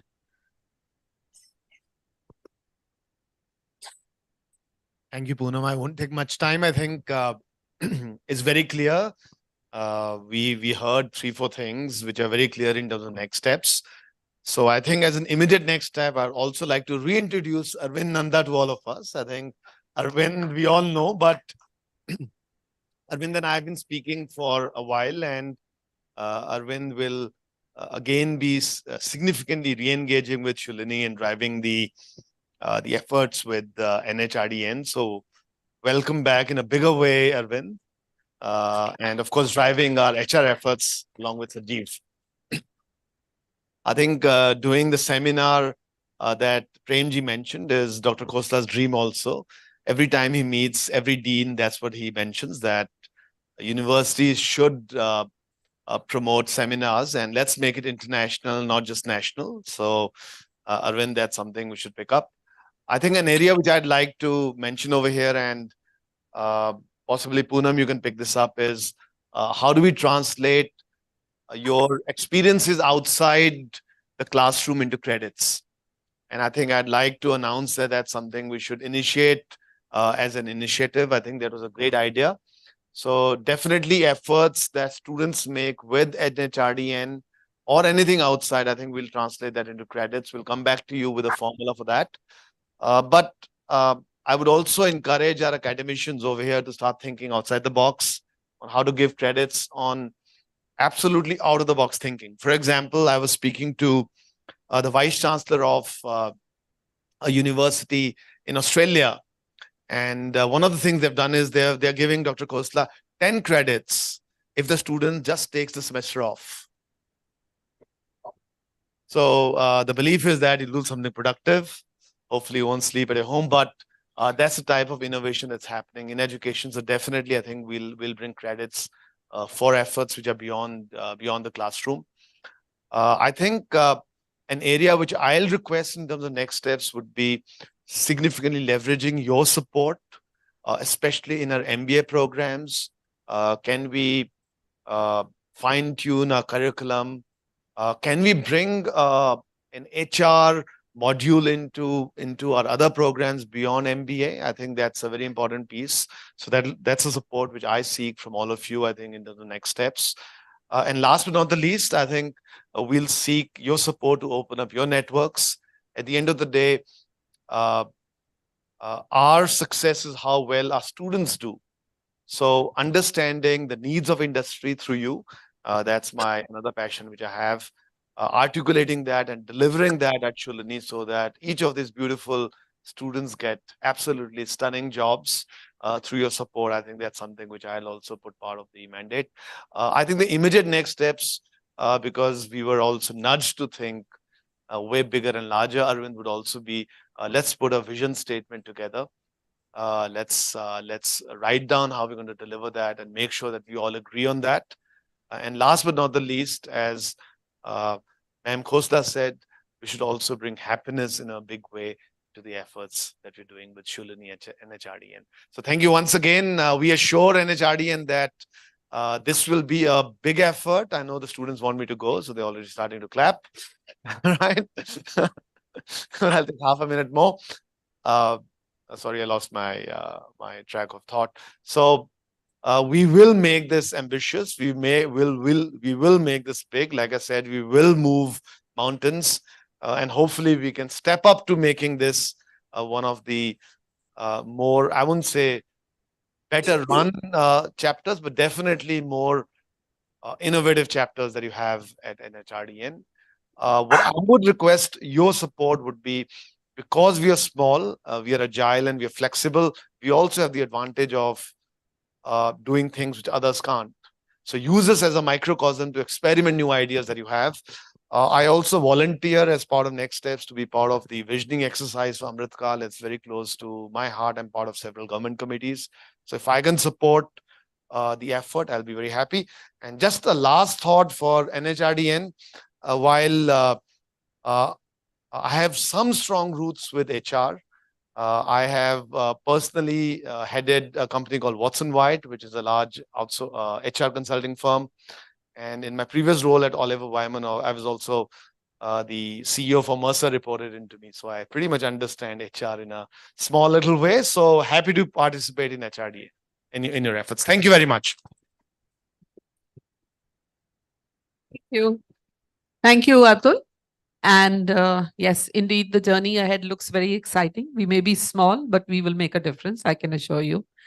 I now invite Professor Ashish Khosla, co-founder and president, Innovation and AI at Shoolini University, an electronics engineer from PEC, that's Punjab Engineering Chandigarh. He's an MBA from IIM Calcutta and has over 25 years of senior executive experience with leading organizations such as Citi, HSBC, and UNB in various parts of the world. And today, Ashish is going to talk about online opportunities for HR Connect. I welcome you, Ashish, sir. Please, the stage is all yours. Hi, good afternoon. I've been told I have 2 minutes. Okay, but she took 1 minute on some CV. Yeah. So I'll just talk about one point. And we're talking about collaboration between industry and academia. Atul talked about Amrit Kal, Prem Singh, Dr. Rao, all luminaries. They also touched upon that. I want to talk about one point which is important, very important for India. If we want to be a developed country by 2047, I want to give the logic for that as well. So if you look at the number of people in India, as Atul mentioned, the population is not growing. But at the turn of the century, we had 500 million youth or people in the employable age. I think the PPT is gone somewhere. This is going to grow to 850 million by 2038. Okay, that's called the digital divide. So when I was growing up, people used to say, when I was small, people used to say the average age in India is 18. Today it is 29. By the time you guys reach 40, the average age will be 45. Move that a bit. So what that means for us is that we have the opportunity to be the workforce of the world. I think this PPT needs to.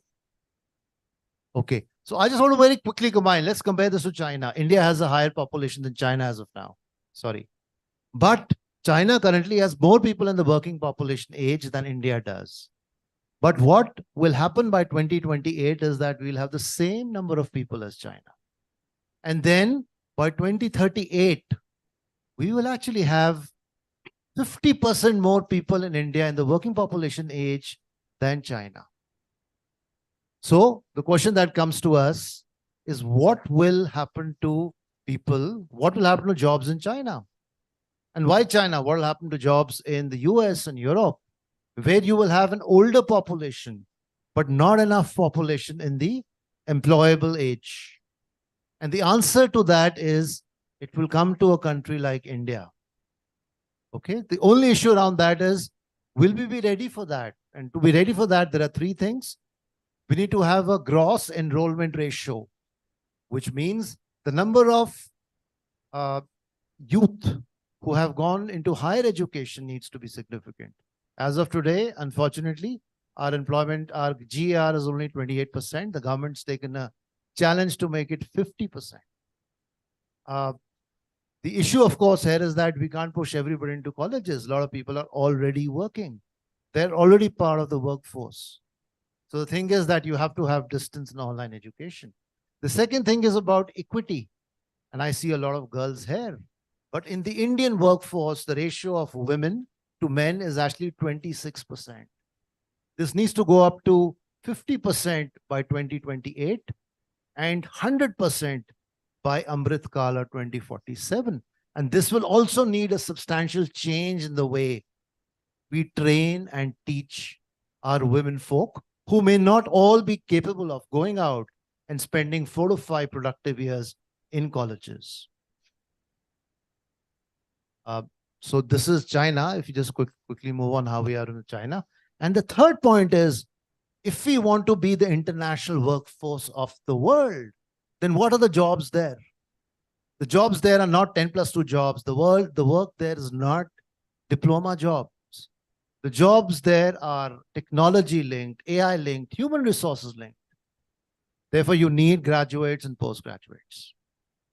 So the point here is, the only way India can be the workforce of the world is if we have lifelong education. If you can train more than 50% of our youth to do jobs, not only for India, but for across the world. And that is only possible if two entities come together, universities and education institutes and human resources. Even within employable India in the formal corporate sector, 45% of people working are yet not graduates. For these individuals to be part of the global workforce, not only Indian workforce, it is important that we take them to the next step. At Shoolini University, we have a state-of-the-art online learning platform. We are focusing on the right pricing and skill up for India. And we look forward to this collaboration through the HR leaders of India to take this forward and drive it onwards. Thank you. Thanks.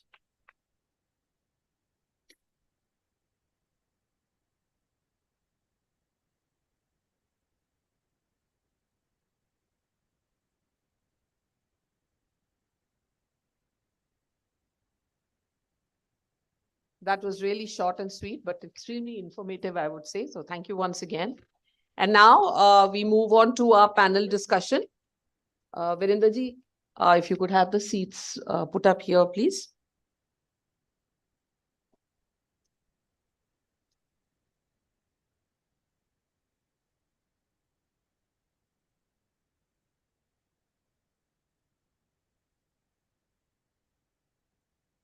I would like to invite on stage Mr. Dhananjay.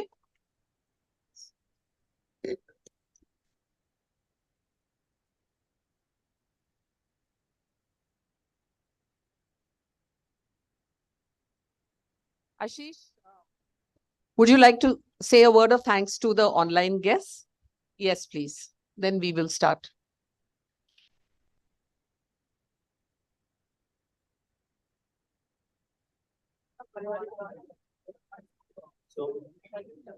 Guys, if you just sit down for just 1 minute, I would like to thank the online guests who have been here. Some of the guests, all of the guests who were there are distinguished luminaries, famous people in the world of Indian human resources. It was a privilege to have Dr. T.V. Rao, who was the founder president of NHRN. And sir, thank you for highlighting and bringing on the point on your focus on happiness in the workforce. We had Mr. Prem Singh, who's the current national president of NHRDN, and he's also the president of the HRJK organization. We look forward, Mr. Singh, to faster achievement for this chapter. We also have, and I'd like to thank Dr. Akhil Busrai for being here. He's the CEO of Akhil Busrai Consulting and an ex-president. And thank you, Dr. Akhil, for the homework. And Atul did mention and touch upon that. We look forward to doing and achieving these 2 points of the homework, which is the national conference in 1 year and being a best chapter by 2028. I'd also like to thank Dr.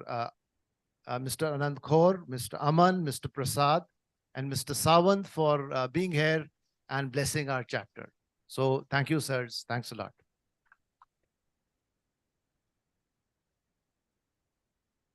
Thank you. We now move on to our panel discussion. Students, thank you for your patience. I know one tends to get a little restless, but you're going to find this panel discussion extremely interesting. And it is, we are moving towards the end of the program. So I would like to invite on stage Mr. Dhananjay, Director General, NHRDN. Let's welcome him with a big round of applause. Mr. Ashish Shekhar, GM, HR and IR at Yokohama, India. Mr. Munish Sehrawat, President and Dean, School of Business Management. And Mr. Tarun Gupta, Vice President and Director, Operations, Shoolini University, Online. They're going to talk about demystifying industry through the lens of HR, trends, talent, and skills. Welcome, gentlemen, and the stage is all yours. Good afternoon, everyone. Firstly, thank you for your time today, and thank you to all the panelists. Quick introductions. So we have Dhananjay Singh, who is Director General in NHRD. He's a management professional. He's responsible for strategic planning, change management, leadership development, and also for new initiatives. And this chapter is a new initiative. So thank you so much, Dhananjay, for championing this today with Shoolini. You've also previously worked with IMA, which is pretty interesting. Nalin, I think we don't have Nalin's there. Okay. Nalin was also supposed to be the panel, just to acknowledge he's a banker and he's been involved in NHRDN for quite some time. He heads the learning center at NHRDN. We've got Ashish Shekhar. So Ashish is General Manager, HR and IR at Yokohama, India. So today morning, we had a very interesting discussion. So Ashish, so Atul was talking about bigger cars, bigger incomes. And, if you're a business student, what would it translate into? Any guesses? More income, bigger cars? What would it translate into? So bigger tires. So we were talking about Yokohama, and the insight was India is preferring bigger cars and they're manufacturing bigger tires, bigger diameter tires, you know. So that was an interesting insight we had at the breakfast table. So thank you and welcome to Shoolini. Tarun Gupta is with us. Some of you might know him. He's been involved with Shoolini. He's Director of Operations at Shoolini Online. He's a professor of practice and he's also a certified career counselor. Tarun, welcome. So we just wanted to look at demystifying industry through HR as a topic of discussion. And I would just want to open the conversation with the panel. There's so much which is happening in the field of human resources, you know, rise of AI, mental well-being, Mr. Murthy's, statement attracting two different camps, you know, whether we should work harder, smarter, what would it take to succeed? So I would ask the panel to just pick up one trend, you know, that comes to your mind, which will shape our future. And what are you making? What sense are you making out of that HR trend? Anyone who wants to? Thank you, Shoolini, for this invitation, and Khosla family, NHRD member, Dhananjay ji, everyone. Being as a lifetime member of NHRD, it is a privilege to be here. That is what.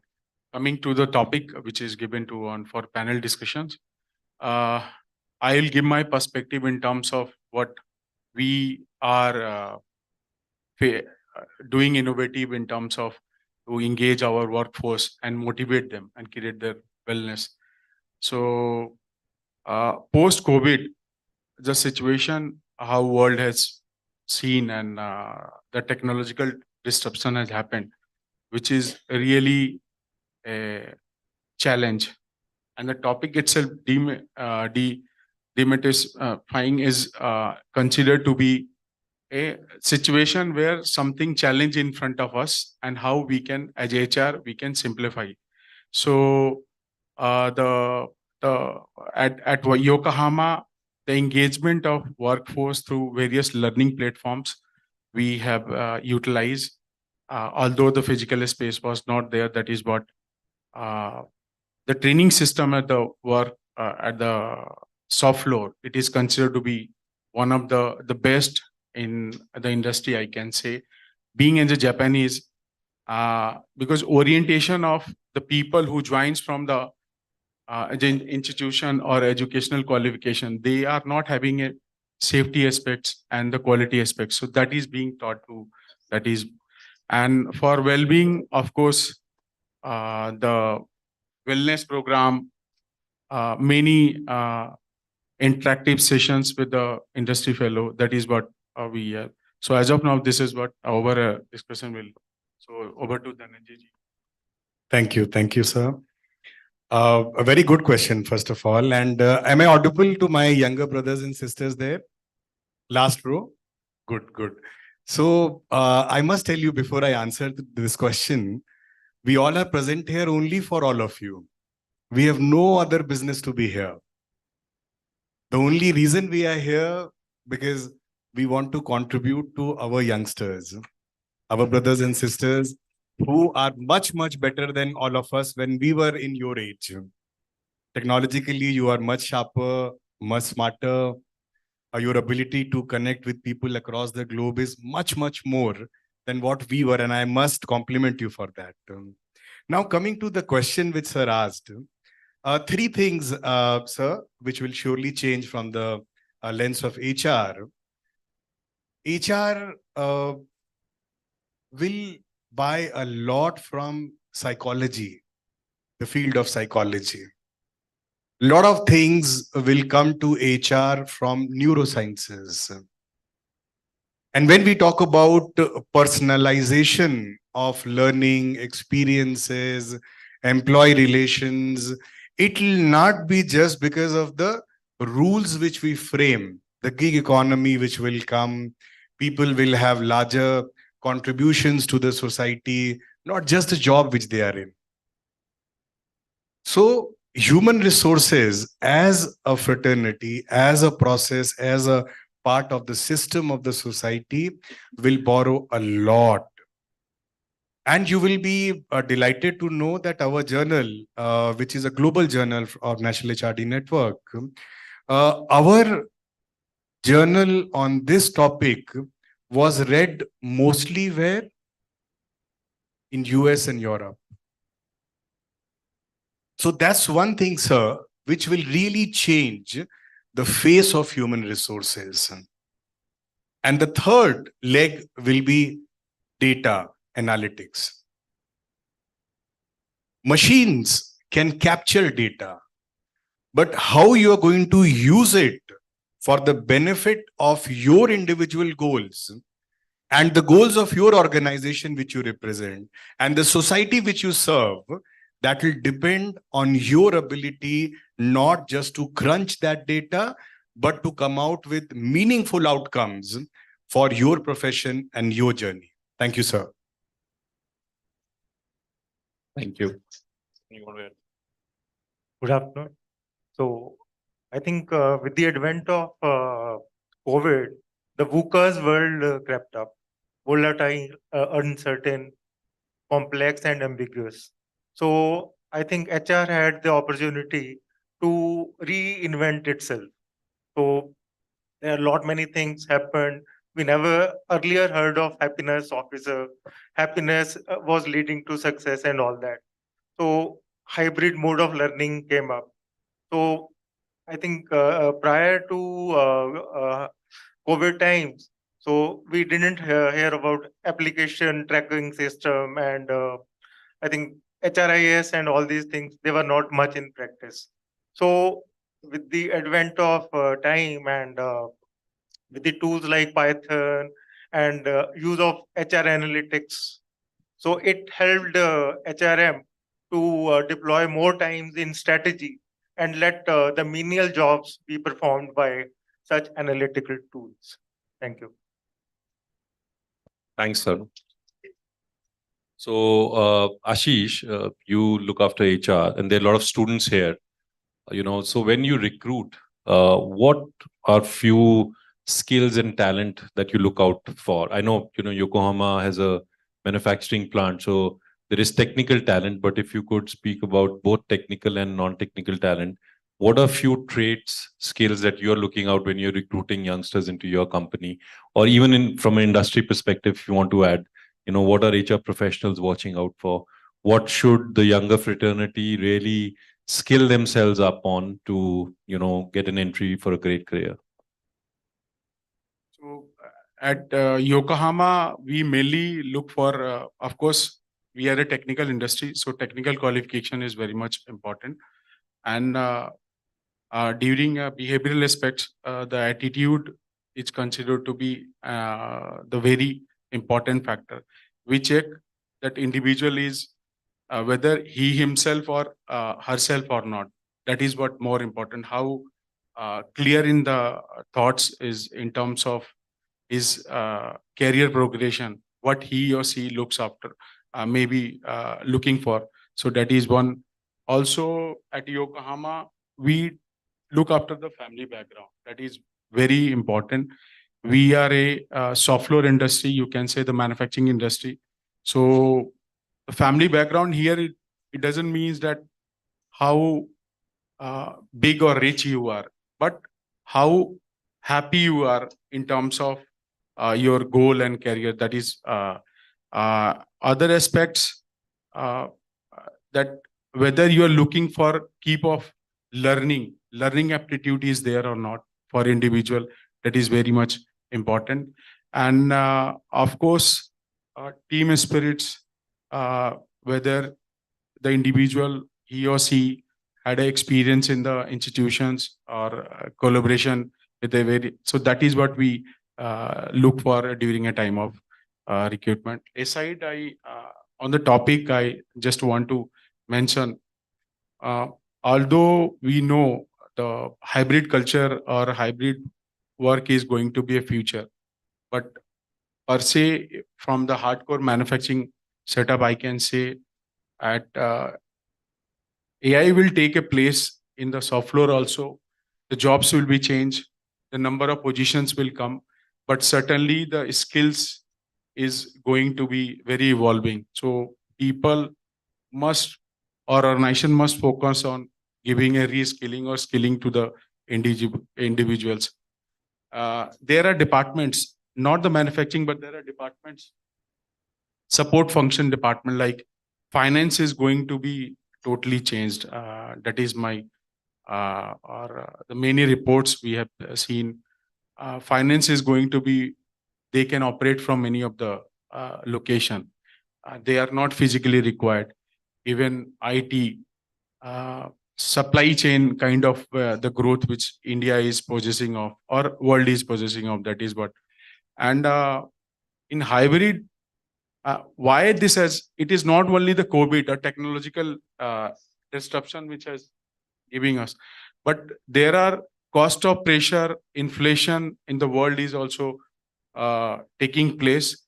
That is also giving a new, you can say, the challenge to the industry and everyone to look for something which is where we can utilize technology more for providing a job opportunity also, or helping with the industry. That is what on the same topic.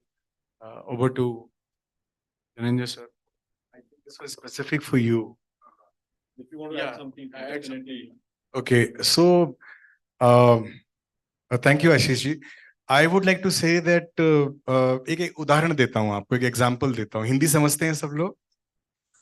मान लीजिए Japan से एक कोई ship चलती है, Japan से चली south China सी, Indian ocean, middle east, फिर यूरोप, फिर अमेरिकाज. शिप में लोग बदल जाते हैं, जो पैसेंजर आते हैं, बैठते हैं, चले जाते हैं अलग अलग जगह. शिप में एक चीज कॉमन रहती है हमेशा, जो दिखती नहीं है. क्या है वो? कोई नेगेटिव मार्किंग नहीं है, गैस कर सकते हो, चलेगा. शिप का एंकर, शिप का एंकर चेंज नहीं होता, दिखता नहीं है. तो ऐसे ही हमारी जिंदगी में जो हमारे वैल्यूज होते हैं, आज HSBC में काम कर रहे हैं, कल मैकेंजी चले गए, परसों शूलिनी यूनिवर्सिटी चला रहे हैं, उसके पहले स्टूडेंट थे, फिर कोई और पैशन होगा, कुछ और चीजें करेंगे. इंसान वही रहता है.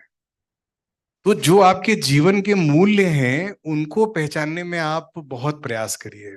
आप कुछ भी हो सकते हैं, आप एक्टर हो सकते हैं, आप जरूरी नहीं है कि आप नौकरी करें, आप बिजनेस ही करें. आप बहुत अच्छे म्यूजिशियन हो सकते हैं, पेंटर हो सकते हैं. आप जो करें उसको पहले ढूंढ लीजिए और किसी साइकोमेट्रिक टेस्ट से ढूंढ लीजिए कि आप क्या हो सकते हैं.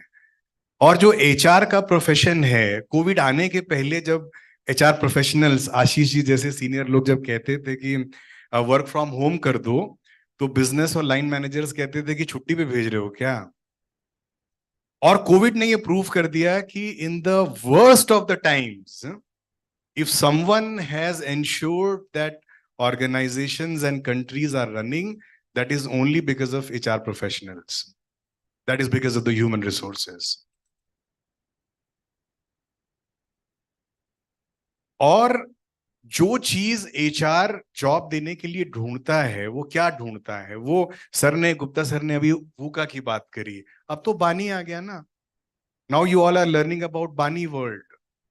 कौन जानता था कि रशिया और यूक्रेन का झगड़ा हो जाएगा या हमास और इजराइल का झगड़ा होगा? जानते थे क्या हम लोग? इतना बड़ा इंपैक्ट आएगा, ब्रेड्स तक नहीं मिलेंगी, सेमीकंडक्टर्स की प्रॉब्लम आएगी, ताइवान चाइना का झगड़ा होगा. जितने ऑटोमोबाइल के लोग हैं पता है, बैटरीज से लेके हर चीज में चैलेंज है. तो जो HR देखता है आपके अंदर, और मैं आपको एक जेनेरिक चीज बता रहा हूं क्योंकि हम लोग हर तरह की इंडस्ट्री के HR के लोगों से इंटरेक्ट करते हैं, वो आपकी लर्नेबिलिटी देखता है. वो ये देखता है कि आपके अंदर कितना पैशन है. अनसर्टेनिटी में भी आप चीजों को कितने ठंडे दिमाग से सोच सकते हैं, कितनी तेजी से समझ सकते हैं और कितने अच्छे से इंप्लीमेंट कर सकते हैं. It's not about your knowledge, it's about your skill and how you going to implement it in your real life. So sir, these skills ये आपको जनरली नहीं पढ़ाई जाती होंगी, शायद आप जैसे अच्छे इंस्टीट्यूशंस में पढ़ाई जाती होंगी, कि जिंदगी की अनसर्टेनिटीज में रह करके उसी को सब मान लेना और उसमें से ही कुछ अच्छा बना लेना। अगर आपके अंदर ये एबिलिटी है तो आप बड़ी बड़ी ऑर्गेनाइजेशंस को लीड करेंगे, इसमें कोई शक नहीं है। Thank you. So thank you. Very good point. We focus on technical skills and a lot of other parameters. But from an HR perspective, and recently we had interviews. और वहाँ पर भी हमने देखा, Prudential ICICI में हमारे एक MBA student का recruitment हुआ, and this was a girl. She was from small town in Himachal, and she said, whatever it takes me, I am going to succeed at my career, and I am not going to go back to where I've come from. Maybe she had a reason, and yeah. So just on that attitude, the recruiter said she is prone for success. If I put her into a sales job, ye acha kaam karegi. So that's a very important tip, that we should also look beyond technicals, right? So just moving on in terms of, we were speaking about how NHRDN and Shoolini can collaborate. One is obviously the external view. How will we work with industry? How can the chapter be more energized? But in terms of academia and NHRD collaboration, so I think Dhananjay ji, you were speaking about, you do a lot of learning immersions, right? You take industry professionals to various visits. You're mentioning about, a lot of people have gone to Japan, and within India also taking people to different. So that is one aspect I would believe, where a lot of our students can go for industry immersions. What else can be done in terms of industry, academia collaboration through this association? Thank you, sir. First of all, when was the last curriculum design happened for AICT? AICT, you all know, All India Council for Technical Education. When was the last policy revision for the curriculum? This is a quiz question. 2017. If you'll go to the website of AICT, 2017, I was part of the National Committee for the Curriculum Revision in India. And what we did to that curriculum, if you'll see the curriculum before 2017 and post 2017, you will find a lot of flexibility given to the institutions as well as to the students and the faculty to give more real life experience to students. And in that policy document, you will find only one HR association, rather only one organization which AICT has complemented, that is your National HRD Network. That how to bridge that gap between the industry and academia. Comes national education policy. I was coordinating for all the national industry bodies across the country. And the document which we presented at the University Grants Commission Office in Delhi, we had a document of 200 plus pages. And it was not that what we feel is right. It was what industry feels is right skills. And what they believe are the future skills. What they believe are the skills for the world, not only for India. So, sir, that's another intervention which we have done. Third, you all are aware of AACSB. It's a body which takes care of the accreditation in Americas, EFMD in Europe. And my colleague Nalin, he led that initiative in 2019 with one business school in Bangalore. At that time, they were called IFIM Business School. Now it is Jagdish Shed School of Management. He's Padma Bhushan. He's Indian American who advises not only organizations but governments across the globe, including US government. And that study, because of that study and Curriculum 4.0, NHRD, IFIM, that curriculum was presented in the annual conferences of ACSB and DFMD just to talk about what is the right curriculum to bridge the gap. Fourth, you have heard about HRCI. HRCI is a global American institute which talks about competencies, what kind of competencies are required to bridge the gap between the industry and academia. Particularly, this is more of HR work. And they have talked about, we have a assessment and development center. And you will be really proud to know NHRDN's Assessment and Development Center is considered as the best in the world, not only in India or Asia or in this part of the world.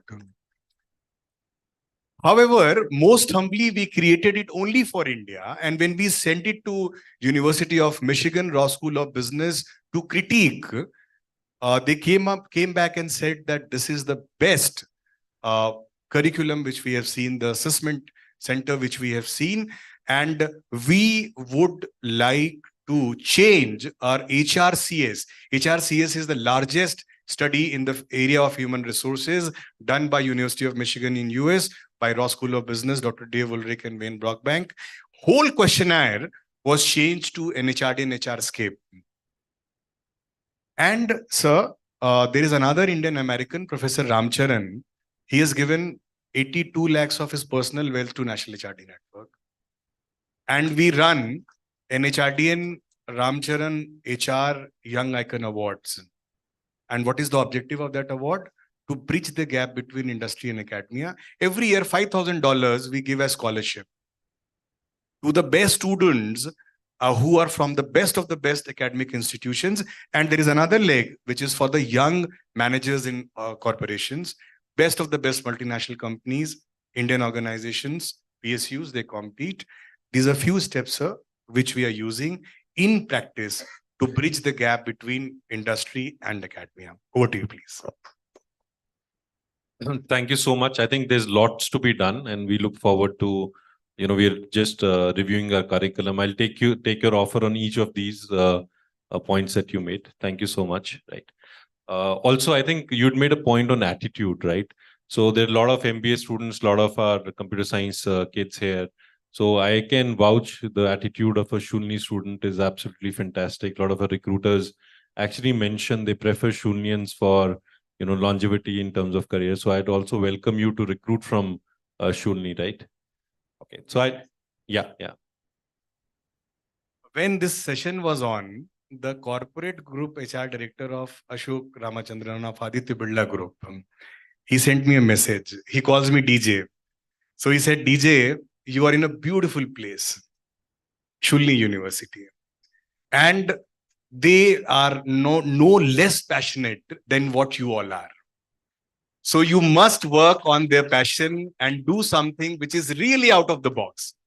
And this session was on when Dr. TV Rao was speaking, he just sent that message that I'm not able to join online. But this is what I want to share, that this place is buzzing with energy and passion, and leverage it to serve everyone. Thank you. So just shifting gears, Tarun, a question for you.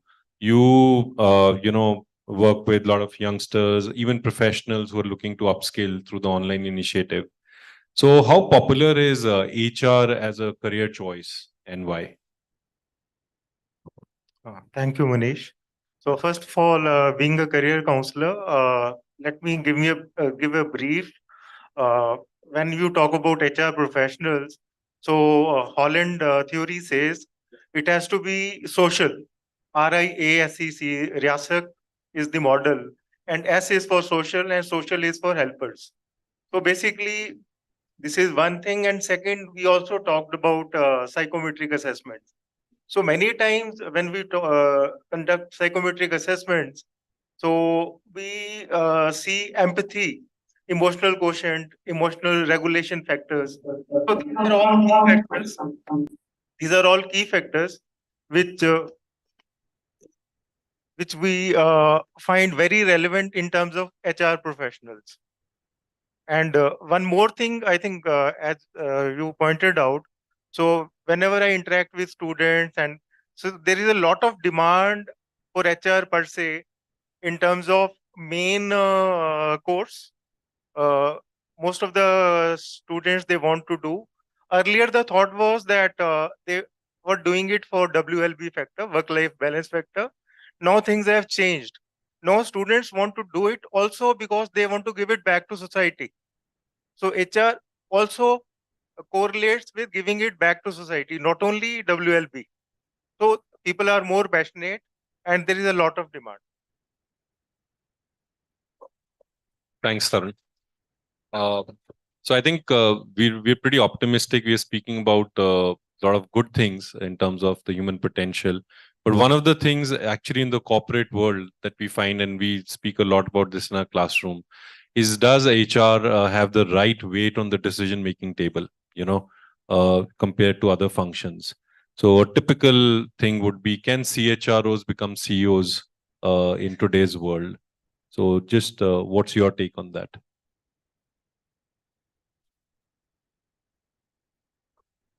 I can say the HR is the only the driving factor or force or the energy behind the business, the running on a pace. That is what, and COVID is one of the example when everything has in the past also. It is not that, but I'm giving that how the shoulder or you can say the shoulder has become the HR shoulder has become more challenging in terms of whether the business will drive or not.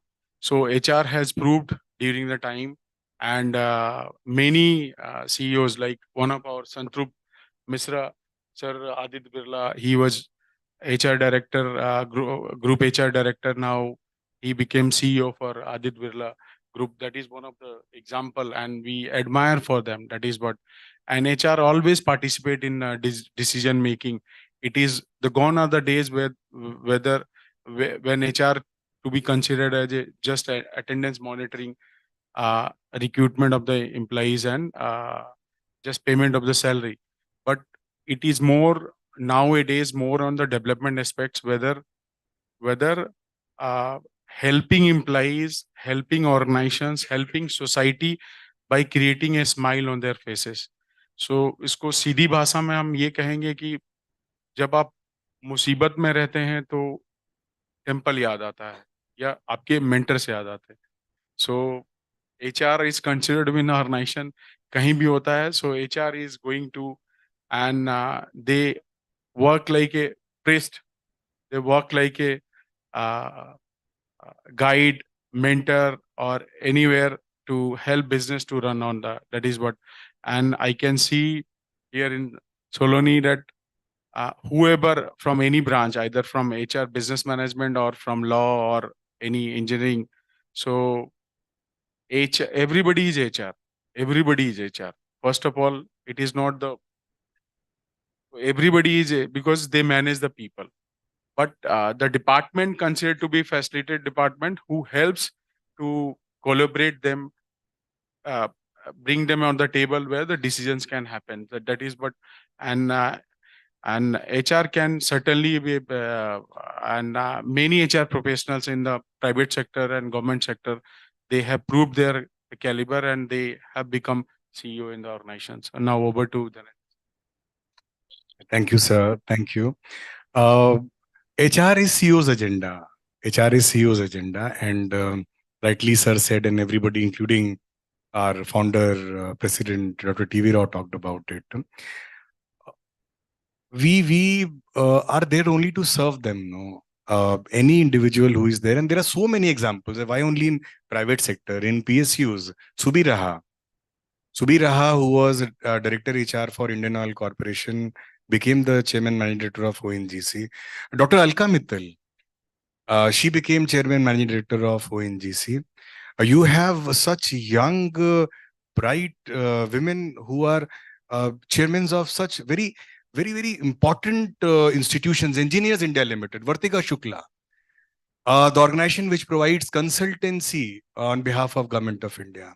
She's a very young lady, and the way they are changing the face, and many of them have their roots in HR. Your Saptarshi Roy. So there are many people, sir, and I frankly feel that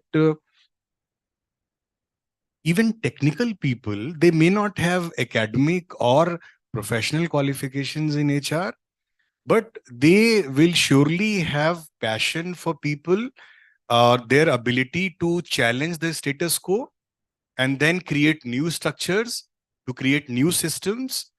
And sir was talking about COVID times. all insurance policies, Judajit, all insurance policies were changed for organizations to ensure that the parents, the families, their associates, everybody becomes part of it. Morning till evening, personally, myself, 2 o'clock, 3 in the morning, and all the global HR heads. I'm talking about organizations which hire 3 lakh, 4 lakh, 5 lakh employees across the globe, 50 countries, 54 countries across the globe. They were up. What they were doing, they were ensuring oxygen for their employees. They were ensuring beds in the hospitals. I have personally received calls from people who are at such senior positions, but they have that pain for their colleagues. That Dhananjay, can you speak to Apollo HR director and ensure that my head of so-and-so is in so-and-so hospital? Can someone reach that person? And can someone just say, we're talking about happiness, someone just say that, boss, you are fine, no problems, you will survive, you are in the safest of the hands. So, sir, this is ultimately, as I started this conversation, HR is CEO's agenda, sir. And that is going to continue like that. And HR is not restricted to the boundary of the corporate space. They have gone beyond the human life. That is what society, that is what we do. This is, and COVID is one of the best example, and every time, please. Thank you. Just in interest of time, we'd like to take few questions, just a couple of questions. If anybody wants to ask the panelists, please raise your hand. We'll circulate mic. Yeah. Mr. Ashish Khosla, namesake, sir, I can say the Amrit Kal, which Atul Khosla sahab, he's highlighted on that. The India growth by 2047 only will happen by your slides, which you have shown. And we are one of the example, I can say. We were just in last year 0% in terms of diversity. Now we are close to 20% in diversity. So by involving female, the students, or it is a responsibility of not the corporate, although also the society and everyone, then we can create a bunch of pool of workforce or skilled workforce to meet the vision of Narendra Modi or make India into the different space in the world. That is what, and by the 50% participation, because any country or any developed country is considered to be developed when there is a woman participation is full. So in India, it is, I cannot say it is challenging, but it is very changing on, evolving, and participation from women are really well appreciated by entire society. But lot has things has to be done, and then we can achieve the vision of collectively as Indians. This is what my perspective. Sure. Thank you. Just any quick questions for the panelists? Please raise your hand, introduce yourself. Yeah, sure.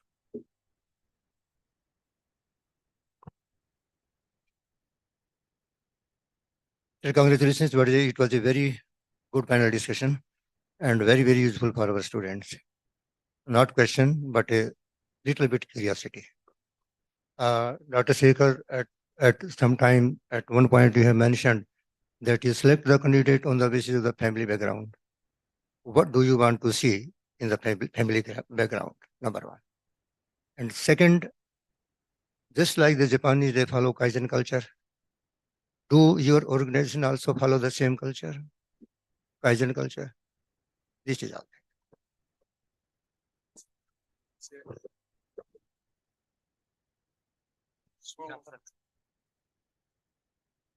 So Japanese are known for their discipline, and discipline comes with the various the business excellence process. So Kaizen is one of the process. Before I touch upon this, because the family background in manufacturing, whoever, maybe whether cement industry or tire industry or any other chemical industry, so attrition is going to be a challenge. So we look for the family background. To be frank, we considered my boss I started my career in manufacturing setup in Ispat Industries, Mumbai. So he happens to be here also Dr. B.R. Singh, Balram Singh, the friend of Dr. Pritam Singh, sir. So he used to guide us as a HR when we were as a fresher in HR. So don't hire a person who is very, or I can say it is not aspiration, whose family background, if you are in manufacturing, family background is very, you can say very progressive. So hire a person who wants to be progressive. Intention is not that you hire from the minimum background, but hire a person, give him opportunity, then your attrition will be minimum, and you are rightly doing the best thing for the organization. That is what the aspect which I'm touching upon. The people, that time people were having like remote hiring from the remote diploma colleges, engineering colleges. So that is our main focus, to give the people from the remote area opportunity, whether they respect the job or they feel that the need is there in that appetite of a job requirement is there or not. That we, and by having a family discussion, not only the technical family, what their father do, what is their aspiration, how strong in terms of, then we take a decision on that whether to go back. And of course the attitude plays a major role. Now your next question is Kaizen. So in Japan, I joined this organization, means from last 5 years. In Delhi, I came 2 years back, almost 2 years back. I was at in Gujarat state in Yokohama only, and previously with Welspun and Adani and JSW. While coming into this, the core Japanese form, I learned the way of the discipline, what discipline means for individual. And that is by the Kaizen, the excellence, our communication model, our Gemba work, the culture. Any safety and quality decisions has to have a proper YY analysis, YY process. Unless it is not, then you are not. And for youngsters, suppose they join us, they have a 360-degree views in terms of their career aspiration. We help them through the training procedures by for a specific job requirement, by a dojo training program, robust 3 months training program before giving them the handover of the machine or the job to the individual. So you can, the ample of time we give them, you can say nurture them and provide them how job can help them to make their career more robust, more fruitful, more socioeconomically. That is what we do at Japanese. And Japan is known for all these systems in place. And we are having all 5S, Kaizen, business excellence, Gemba, everything in its place. That is what.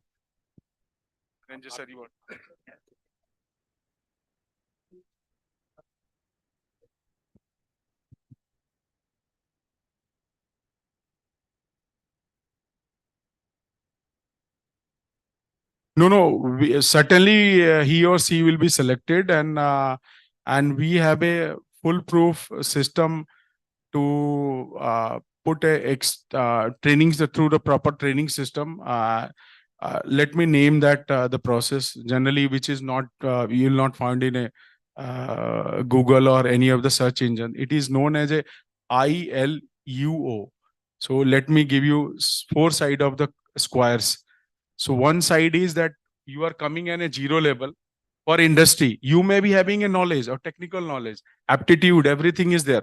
But for industry, for a specific job, you are not having a proper knowledge. So we consider them. He or she goes through the dojo program, and after that dojo, once he or he clears, and for 7 days, then they go for 3 months of OJT training. There they learn of the Gemba culture, business excellence programs like 5S, TPM, TPS, the process SOPs, SMPs. They being taught on the machines, on the classroom training program, and then there you'll not believe that we do a written paper. A written paper here, we do not do written paper objective. We do subjective.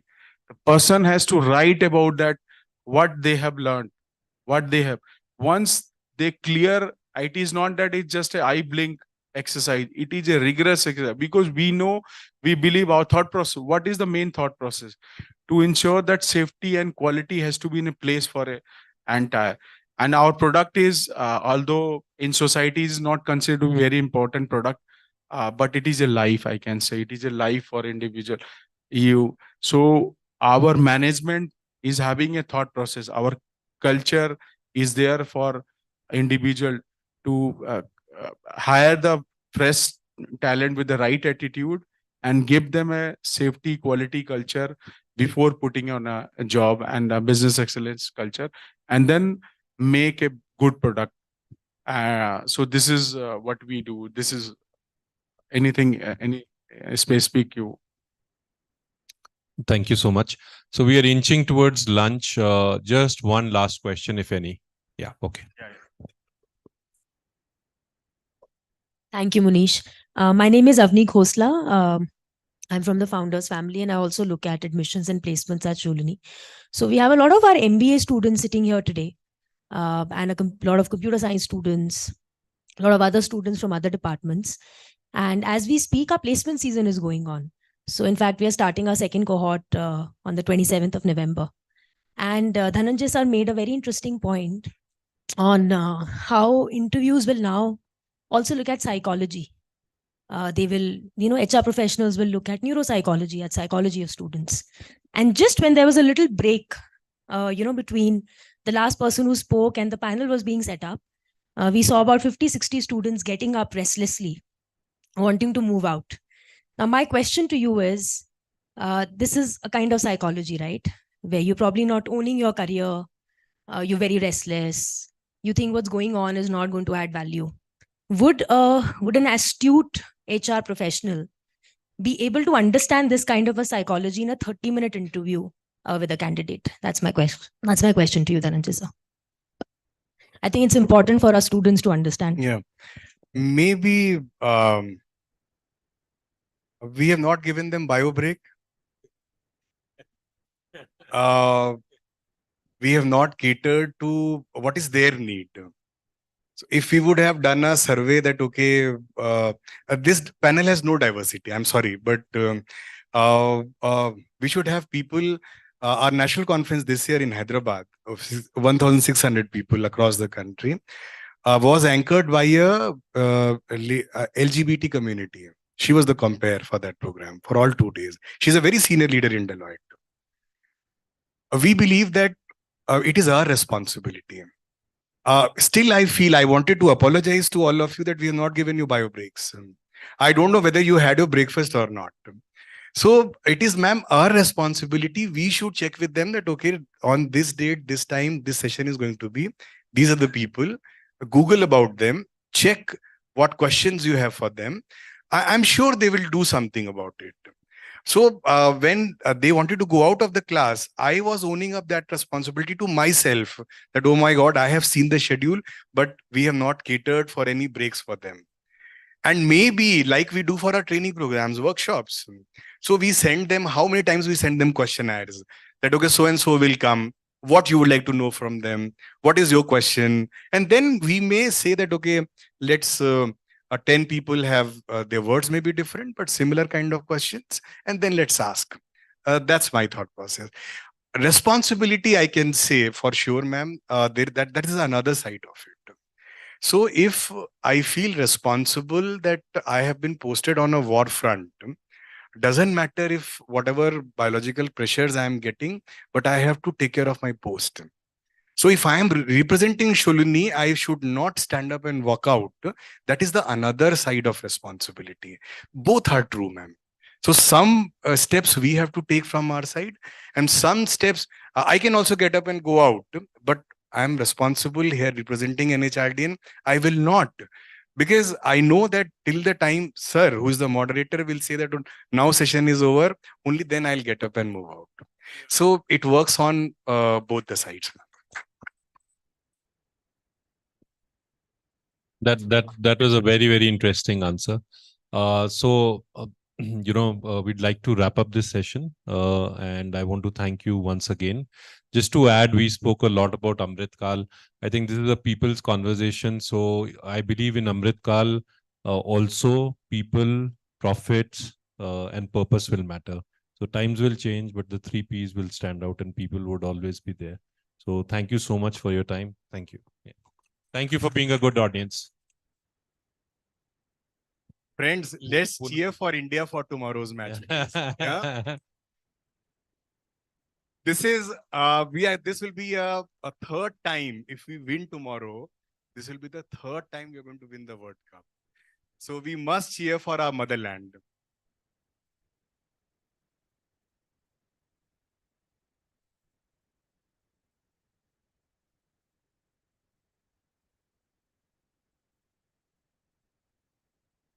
Thank you, everyone. That was indeed engaging. And the last bit was, I think, most interesting.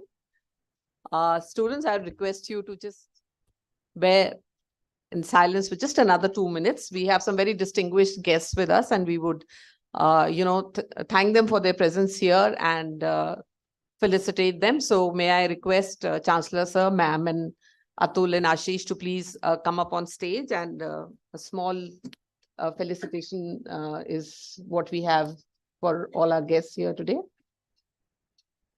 Aye, sir, Ma'am, Atul, Ashish, please.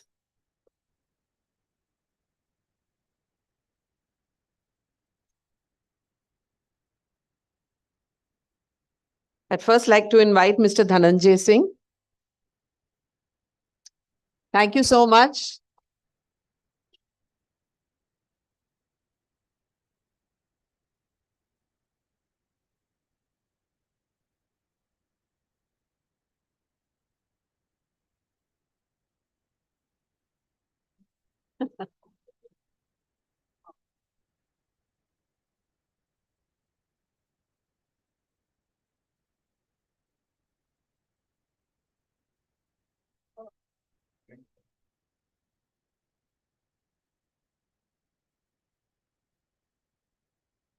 Mr. Nalin Srivastav.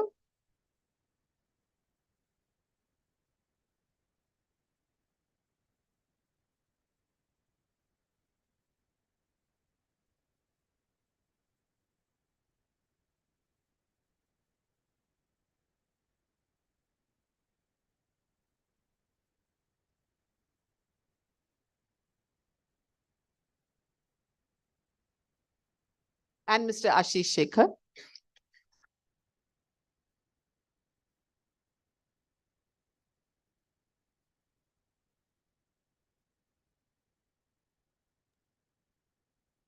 Ashish to Ashish, and they kind of match each other's, height.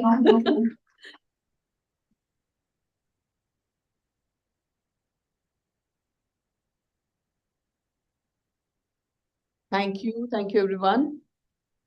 Okay, we would like to honor our guest of honor today, and Ashish and sir, would you just stay on stage and please felicitate ma'am?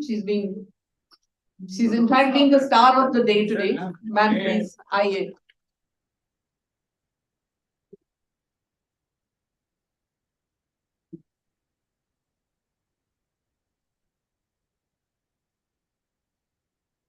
आपने जो भी बताया वो हर speaker ने coat किया, so you can imagine how impactful your words were.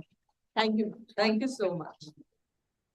So with this, we come to the end of the program, and I thank each one of you who's helped us to make this a success. Thank you, Dhananjay, Ashish, Nalin, for being a part of this landmark event. I hope you enjoyed your sightseeing and the yoga session yes. I believe Ashish came in very late yesterday, but still went for the yoga session at 7. So that's really commendable. And I'm sure you've enjoyed the clean air of Solan, which must be such a differentiator from what you're used to in Gurgaon and Delhi, right? So please do visit us more often. And a big thank you to Khosla sir and ma'am for actually they were to go to Chandigarh, but they changed their program just to be here, to be a part of this event. To our Vice Chancellor for, as I said, jet setting back from Dubai with his wife to Solan to ensure that, you know, we this collaboration goes through. Yes, ma'am? Thank you so much, ma'am. That means a lot. Thank you so much. Mr. Nanda, the force behind it, and Ritu, for actually taking the lead on this initiative and making it happen. Ashish, for your insightful presentation and the online opportunities. Sanjeev, our HR head, the VC office, Meenakshi and Dr. Kesri, for their support and overall coordination. Manish, his faculty, students for their active participation. Brigadier Mehta, team operations, Bhattiji, for the seamless experience, the technology team here. Pooja Verma, be handling the toughest job of getting the students together. Thank you, Shalu. Where are you? For being a wonderful guest, not just for today, but I would not say guest, a participant for so many of our events. Thank you for your gracious presence here, Dr. Chetri, for your presence here and coordinating the yoga session in the morning. And my team, Vipul, Vikrant, Pooja, Sharat, everyone, thank you so much for being the rock solid support. And of course, a big thank you to me also. Thank you, everyone. And with that, we will move ahead with the program. And I would request the students to just be seated for 2 minutes, the guests and the faculty. Yes, Ashish, please.